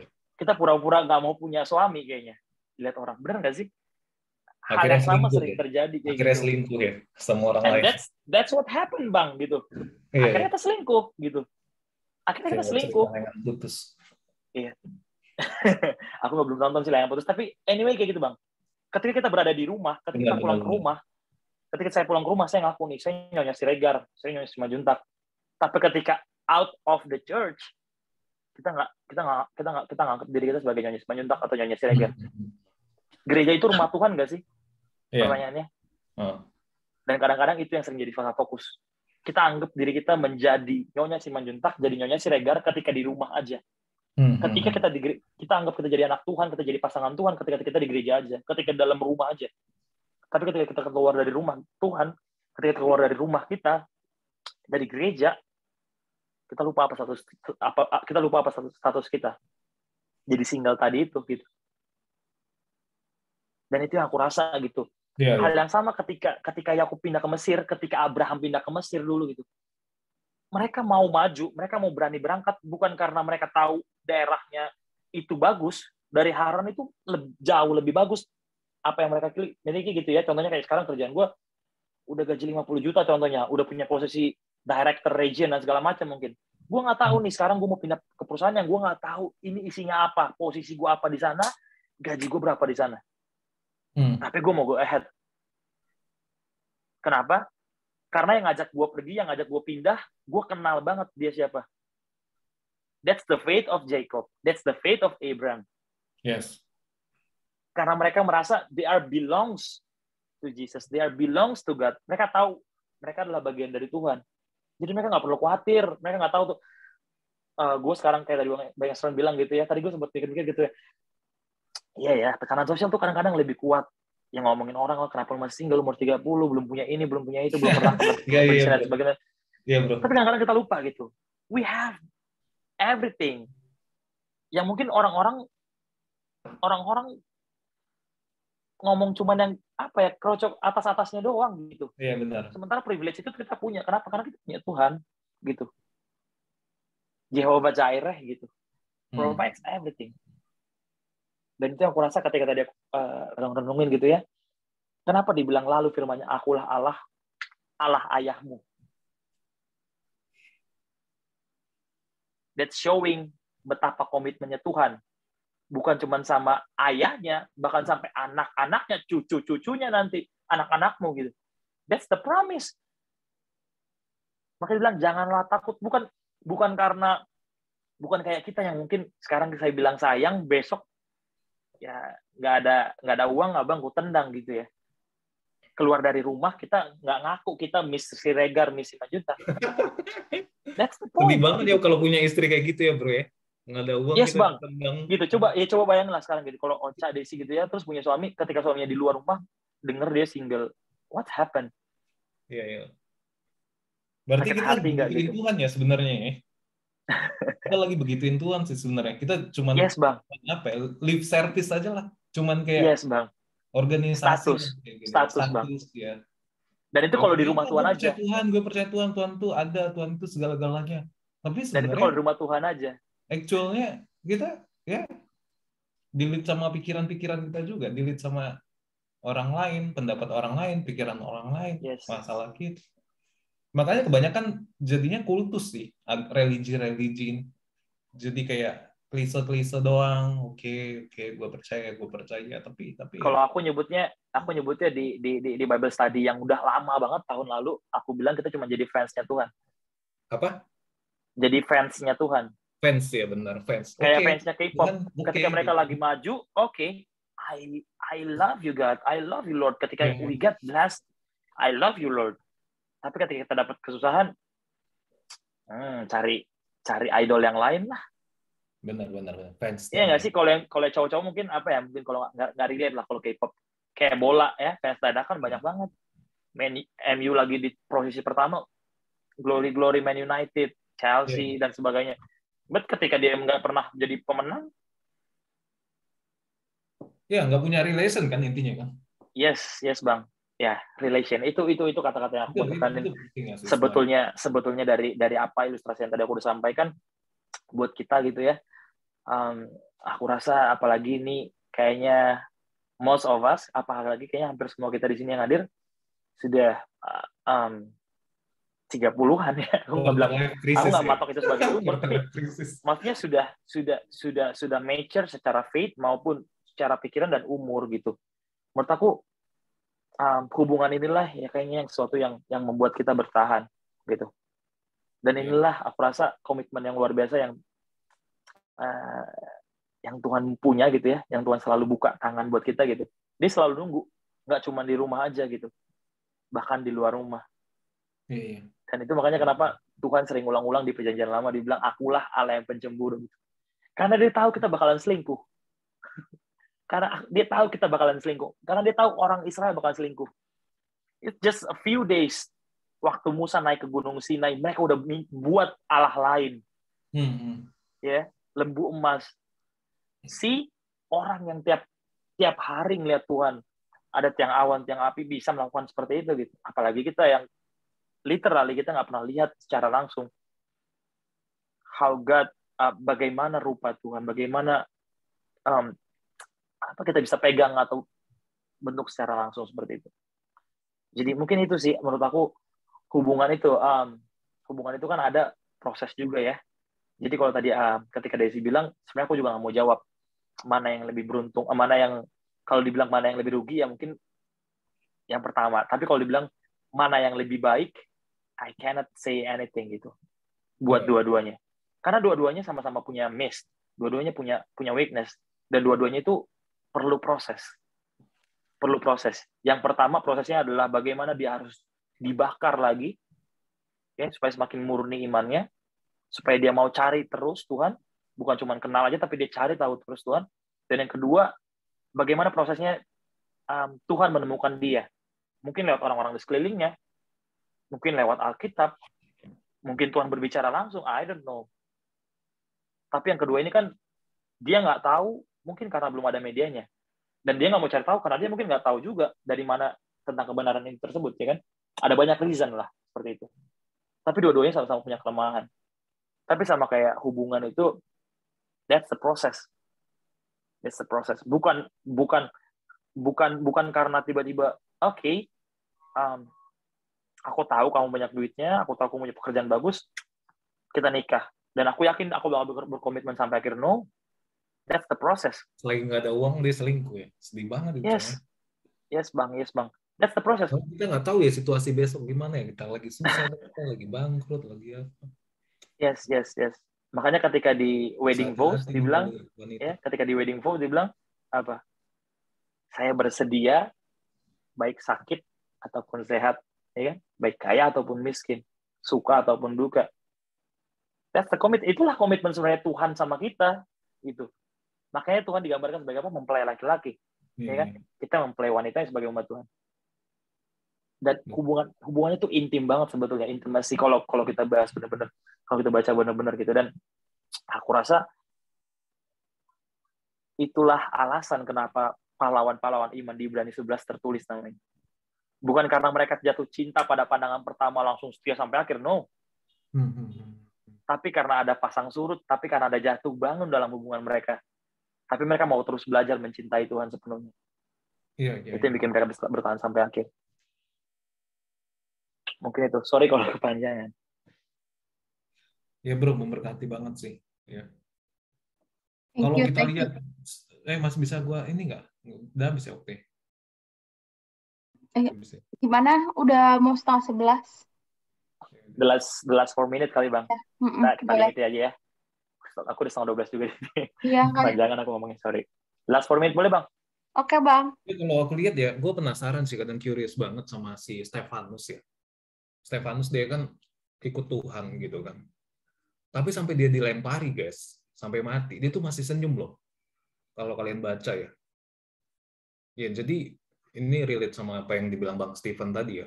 Stefanus tuh dia ikut Tuhan tuh benar-benar sampai situasi terburuk.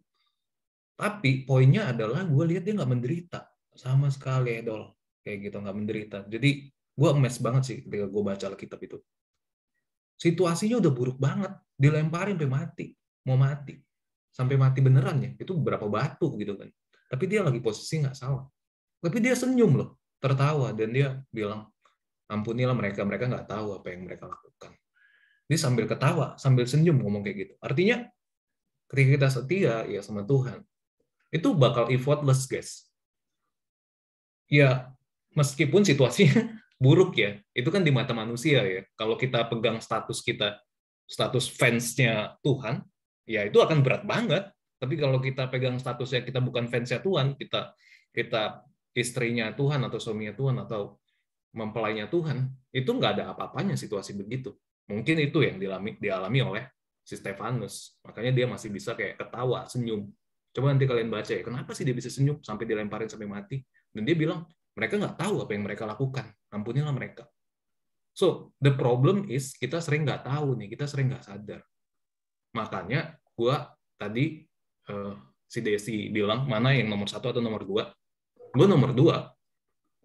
Karena gue lihat masalah kebanyakan manusia itu adalah stupidity sih menurut gue. Mereka cuma percaya-percaya doang, tapi mereka nggak ada curiosity. Oke, gue dilahirkan agama ini, yaudah gue percaya. Nggak ada curiosity untuk mencari klien atau cari ini. Even, gue dilahirkan oleh Kristen. Gue dilahirkan oleh orang tua gue Islam atau Muslim atau apapun juga. Jatuhnya kebetulan ya, Bang? Bukan iya, kebenaran. Tapi dia nggak mau mencari tahu, dia nggak ada curiosity, dia cuma balik-balik doang. Dia don't know. Sebenarnya dia don't know juga apa yang mereka rasakan. Not righteousness. Iya, makanya kan jadi lu lihat lah, kita perang gara-gara apa? Gara-gara agama kan. Padahal kita sama-sama nggak tahu nih. Oh, menurut gue Islam benar. Oh, menurut lu Kristen benar. Tapi sama-sama nggak tahu. Akhirnya ego kan. Oh, kita berbeda. Lu Kristen, gue Islam, kita berbeda. Akhirnya terbentuk ego, akhirnya kita berantem, perang gitu. Padahal kita sama-sama nggak tahu. Kalau kita sama-sama tahu nih, ya gue tahu gue Kristen, it works. Ya bagi gue nggak perlu debat sama lu. Lu mau apapun ya udah. Ya mungkin lu running aja sama yang lu percaya, tapi ya gue running ini it works. Ya gue running kayak gaya makan gue rubah. Orang mau bilang gue kambing atau apa, ya sementara ini it works buat gue. So gue nggak harus berdebat sama mereka karena gue tahu itu membuat gue sehat atau apa. Nah gue lihat yang nomor 2 yang paling merugikan. Kenapa? Mereka nggak ada curiosity. Mereka cuman believe. Oke, gue believe, gue percaya. Oke, gue nggak mau cari tahu dan gue bodoh amat. Gue mau cari tahu juga. Kayak gitu. Itu stupidity sih. Jadi banyak masalah sebenarnya because of stupidity. Gitu. Nggak ada mau cari tahu, nggak ada kerendahan hati untuk mencoba, mencari tahu, mengeksplor. Akhirnya ya kita gampang dikompor-kompori, gampang dipanik-paniki, gampang digerakin, akhirnya dunia tambah hancur gitu. Karena lack of curiosity sih sebenarnya. Kalau yang pertama menurut gue itu masalahnya eksekusi. dia udah bagus nih, dia udah tahu semua. Tapi masalahnya udah masalah kedua gitu. Oke, gue udah cari tahu, gue udah ini, oke, gue udah kuliah, gue udah bener. Tapi pas saat eksekusi, ya gue ada miss nih di eksekusi, situasinya nggak oke atau apa. Nah itu udah next level problem lah, udah masalah yang berbeda. Tapi yang kedua itu menurut gue masalah stupidity sih. Kalau masalah yang pertama itu masalah quality of eksekusi. Gue udah tahu, tapi gue coba, tapi nggak works. Akhirnya gue nggak konsisten. Itu kayak firman Tuhan yang dibilang ada benih yang ditabur di jalan di aspal, dia langsung mati. Ada benih yang ditabur di semak berduri, dia tumbuh dulu, tapi lama-lama terhimpit, tapi dia habis itu mati. Ya. Jadi kalau menurut gue yang nomor 2 itu dia di aspal, dilempar udah mati langsung. Kalau yang pertama itu yang di semak berduri mungkin. Jadi udah sempat tumbuh dulu nih, habis itu terhimpit, akhirnya yang nggak juga. Ya itu pendapat gue lah ya. Itu aja Cak dari gue Cak. Thank you, Bang. Thank you semuanya. Thank you, Ko Ferry. Oke.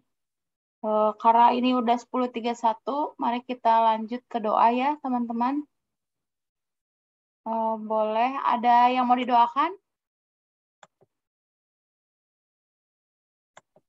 Aku, Cak. I'm gonna pray. Aku boleh berdoa, nggak apa-apa. Oke, Steven. Aku Maksudnya minta doain yang buat... mau didoain. Hah? Kenapa? Apa yang mau didoain? Gue minta didoain buat kuliah dong, biar Tuhan memberikan kemampuan buat catch up ya.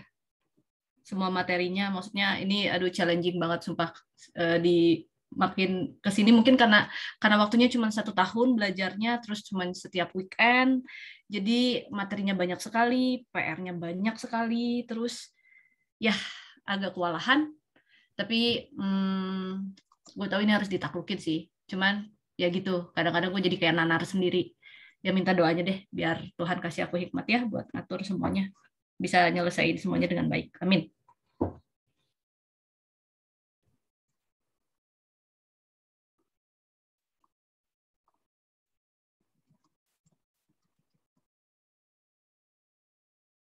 Next.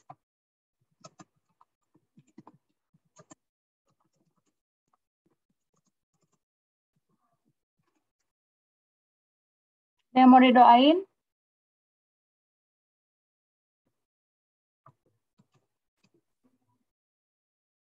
Gue minggu kemarin minta doain ini Rusia sama Ukraina ya, tapi udah damai mereka, puji Tuhan. Doa yang terkabul. Gimana? Aku nggak ngikutin sama sekali, maaf. Nggak ngikutin ada apa ya? Apa yang terjadi? Gencatan, Bang. Dulu ya. Ini dulu, doa dulu ya. Sorry. Udah damai. Yang kita doakan setiap minggu akhirnya terkabul juga. Mungkin bersyukur lagi, Cak, Alden. Iya, Alden udah. Udah, kita bersyukur ini lagi. nggak share screen ya gue, sorry.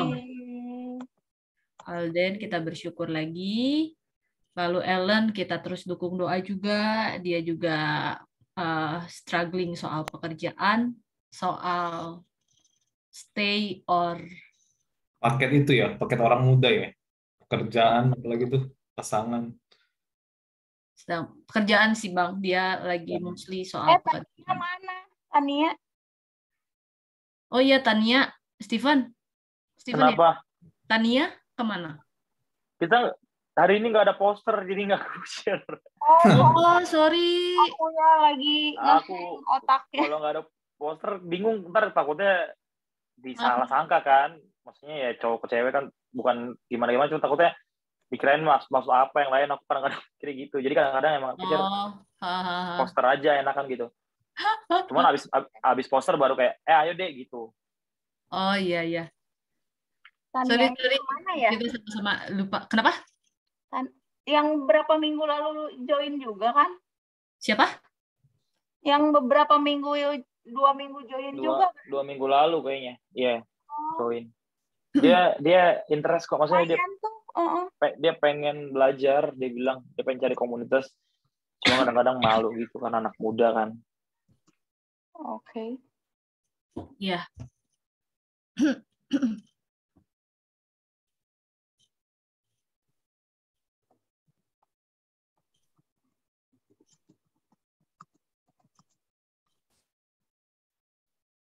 Ada lagi? Ellen, Steven, Kak Vera, ada yang mau pekerjaan didoakan? ya? Steven soal pekerjaan. Kak Ferry, ada yang mau didoakan? Kenapa? Steven mau didoain apa? Aku yang berdoa. I'm gonna pray for you guys. Oh, ya udah tulis aja. Kak Vera, Kak Ferry? Enak banget manggilnya. Kak Vera, Kak Ferry. Kak Vera, Kak Ferry.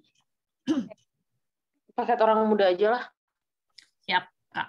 Oke, Kak. berarti ada 1, 2, 3, 4, 5, 6. Steven semua, Cak. Steven. Oke, all good.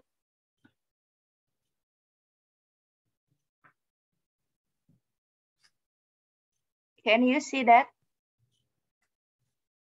Bisa, udah. Oke. I Silahkan. can see. Oke. Oke, kita sama bentuk kepala ya. Kita ambil posisi untuk berdoa.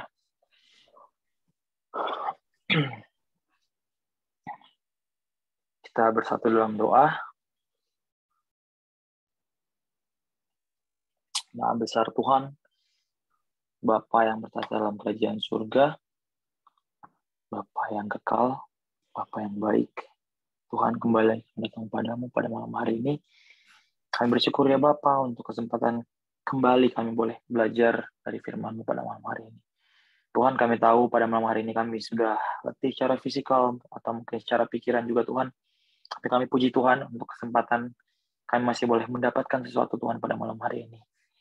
Ya Bapa dalam surga, biarlah firman Tuhan yang sudah kami dengarkan tidak berlalu begitu saja, hanya masuk telinga kanan dan keluar telinga kiri, tapi ini boleh menjadi sebuah firman yang dapat mengubahkan kehidupan kami Tuhan hari demi hari, untuk terus belajar mengasihi Tuhan lebih lagi, untuk terus belajar bersandar kepada Tuhan sepenuhnya, untuk terus belajar mengerti dan menyadari betapa luar biasanya kasih-Mu terhadap kami ya Bapak. Pada malam hari ini Tuhan, kami ingin menaikkan beberapa permohonan kami. Terlebih dahulu kami ingin mohon ampun atas segala kesalahan, kekurangan, bahkan dosa-dosa kesayangan yang masih sampai saat ini kami lakukan Tuhan. Biar Engkau boleh terus ajarkan kami, tolong kami Tuhan, berikan kami kekuatan, agar kami boleh hari demi hari Tuhan, belajar untuk meninggalkan dosa-dosa kesayangan kami. Tuhan, pada malam hari ini kami berdoa secara khusus untuk masing-masing kami yang sudah hadir pada malam hari ini. Berdoa untuk kesehatan kami masing-masing Tuhan. Berdoa untuk pekerjaan, berdoa untuk calon pasangan. Biar Engkau memberikan kami pekerjaan yang tepat, calon pasangan yang tepat, sehingga kami boleh menyadari betapa luar biasanya Engkau Tuhan. Bahkan sampai dalam kehidupan kami yang seakan-akan kecil Tuhan, tapi Engkau boleh tolong bantu kami dan memberkati kami Tuhan.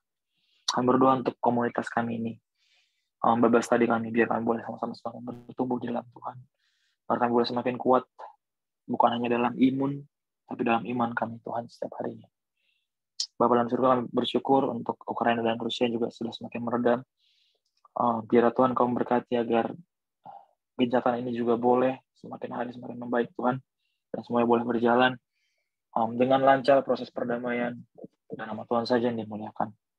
Berdoa secara khusus untuk Desi dalam perkuliahannya, sementara dia sedang menempuh pendidikan. Berikan dia kemampuan Tuhan secara finansial, berikan dia kemampuan secara fisik, bahkan secara mental Tuhan, untuk mengikuti seluruh proses pendidikan dan perkuliahan ini Tuhan. Jika ada kesulitan dalam mengerjakan tugas dan juga hal yang mungkin sulit, Engkau boleh tolong bantu dia Bapak. Juga dengan Ocha dalam perkuliahannya, dalam pendidikannya, bahkan dalam setiap aktivitas pelayanan dan pekerjaan yang sedang dilakukan, tanggung jawab Tuhan yang sedang dilakukan, biar Engkau juga boleh menyertai dia Tuhan, sehingga dimanapun dia ditempatkan, nama Tuhan saja yang boleh dimuliakan. Kami bersyukur juga Tuhan untuk teman kami Alden yang sudah mendapatkan pekerjaan, biar Engkau berkati dia di tempat yang baru, bantu dia agar dia boleh menjadi saluran berkat untuk orang-orang di sekitarnya Tuhan. Begitu juga dengan Ellen dalam proses pencarian pekerjaan Tuhan, biar Engkau berkati agar boleh dia menemukan pekerjaan yang tepat di mana Engkau ingin tempatkan dia Tuhan, bahkan agar apa yang dikerjakannya, tanggung jawabnya boleh berjalan dengan lancar, dan nama Tuhan saja yang dimuliakan. Berdoa juga Tuhan untuk masing-masing kami Bapa, untuk keluarga kami masing-masing, biarlah Engkau menyertai Tuhan mereka dalam kesehatannya, dalam setiap hal-hal yang dilakukan, dalam pergumulan Tuhan keluarga kami masing-masing yang tidak dapat kami sebutkan satu persatu. Biarlah Engkau juga boleh memberikan solusi untuk setiap jawaban doa-doa kami. Berdoa untuk Ko Ferry bersama dengan keluarganya dalam setiap tanggung jawabnya. Berdoa untuk Desi, berdoa untuk Bang Esron, berdoa untuk Kak Vera, berdoa untuk Ocha, dan juga teman-teman sahabat-sahabat kami yang belum dapat hadir malam hari ini Tuhan. Biarlah kasih-Mu juga boleh selalu menyertai bersama-sama dengan mereka Tuhan. Biarlah Bapa melalui Grow Bible Study ini Tuhan, ini boleh mengajarkan kami Tuhan menjadi anak-anak muda yang mau terus bertumbuh Tuhan, yang mau tidak menjadi anak-anak Tuhan yang gampangan, tapi menjadi anak-anak Tuhan yang penuh dengan curiosity Tuhan. Seperti yang tadi kami sudah pelajari. Bukan hanya anak-anak muda yang ikut-ikutan saja Tuhan, tapi kami yang benar-benar mau bertumbuh dan belajar melalui iman dan juga ingin dibaharui Tuhan hari demi hari. Bapa dalam surga, saat ini kami akan beristirahat. Bila Engkau boleh menjaga kami Tuhan sepanjang malam istirahat kami malam hari ini. Terpujilah Engkau Bapa dalam surga. Kami mau serahkan seluruh doa ini ke dalam tangan-Mu Tuhan, kehendak-Mu saja yang jadi. Karena kami berdoa melalui Yesus Kristus, Tuhan dan Juru Selamat kami. Amin. Amin. Amin. Makasih Steven. Thank you. Yang membawakan minggu depan materinya tadi Ko Ferry udah Yakub dan aktif. Fir'aun. Siapa yang mau jadi MC? Ko Ferry. Siapa yang mau jadi MC minggu depan? Desi boleh tapi 20-30. Enggak. Enggak Ya udah, demi Desi kita boleh aja diganti ke 20-30. Enggak. Aku ujian kapan sih, Cak? Aku, Cak? 2 minggu lagi ya? 2 minggu lagi. Minggu lagi tadi lu bilang mah. Ya udah bisa deh minggu depan. Bisa nggak? Kimun. Gak apa-apa lah kalau nggak bisa ke Steven aja ya. Oh iya, boleh sih. Apa nih bawain? MC. Yaudah yang pasti-pasti aja deh, maksudnya daripada Gak ada yang pasti lagi di dunia ini. Gimana dong, Des? Gak apa, bener-bener Steven aja udah. Maksudnya gue bener-bener cadangan paling akhir aja kalau udah pada. Waduh, cadangan paling akhir nggak tuh? Kalau udah pada, gue udah kemarin, gue udah minggu lalu, Oke, karena kita makin sedikit ya guys, gimana? Gak apa-apa sih, gue mah senang-senang aja. Iya sih, maksudnya ini ada. Minggu depan gue ajak anak gue ya satu ya. Boleh Pak. Oke. Oh, udah ada anak Bang. Oh, kita foto dulu. Kita foto dulu. Oke. Aku pakai reaction ya guys. Ayo cover. Ayo Ko Ferry, tunjukkan pesonamu. Udah rapi-rapi terus cuma pakai efek sih keterlaluan sih sebenarnya. Reaction. Oke, siap. Bentar. Siap, oke. 3, 2, 1. Oh, Ko Ferry belum muncul. Bentar. 1, 2, 3. Ya.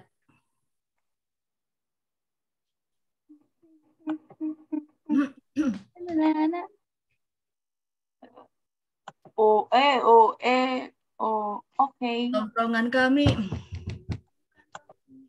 Sekali lagi. 1, 2, cover. 1, 2, 3.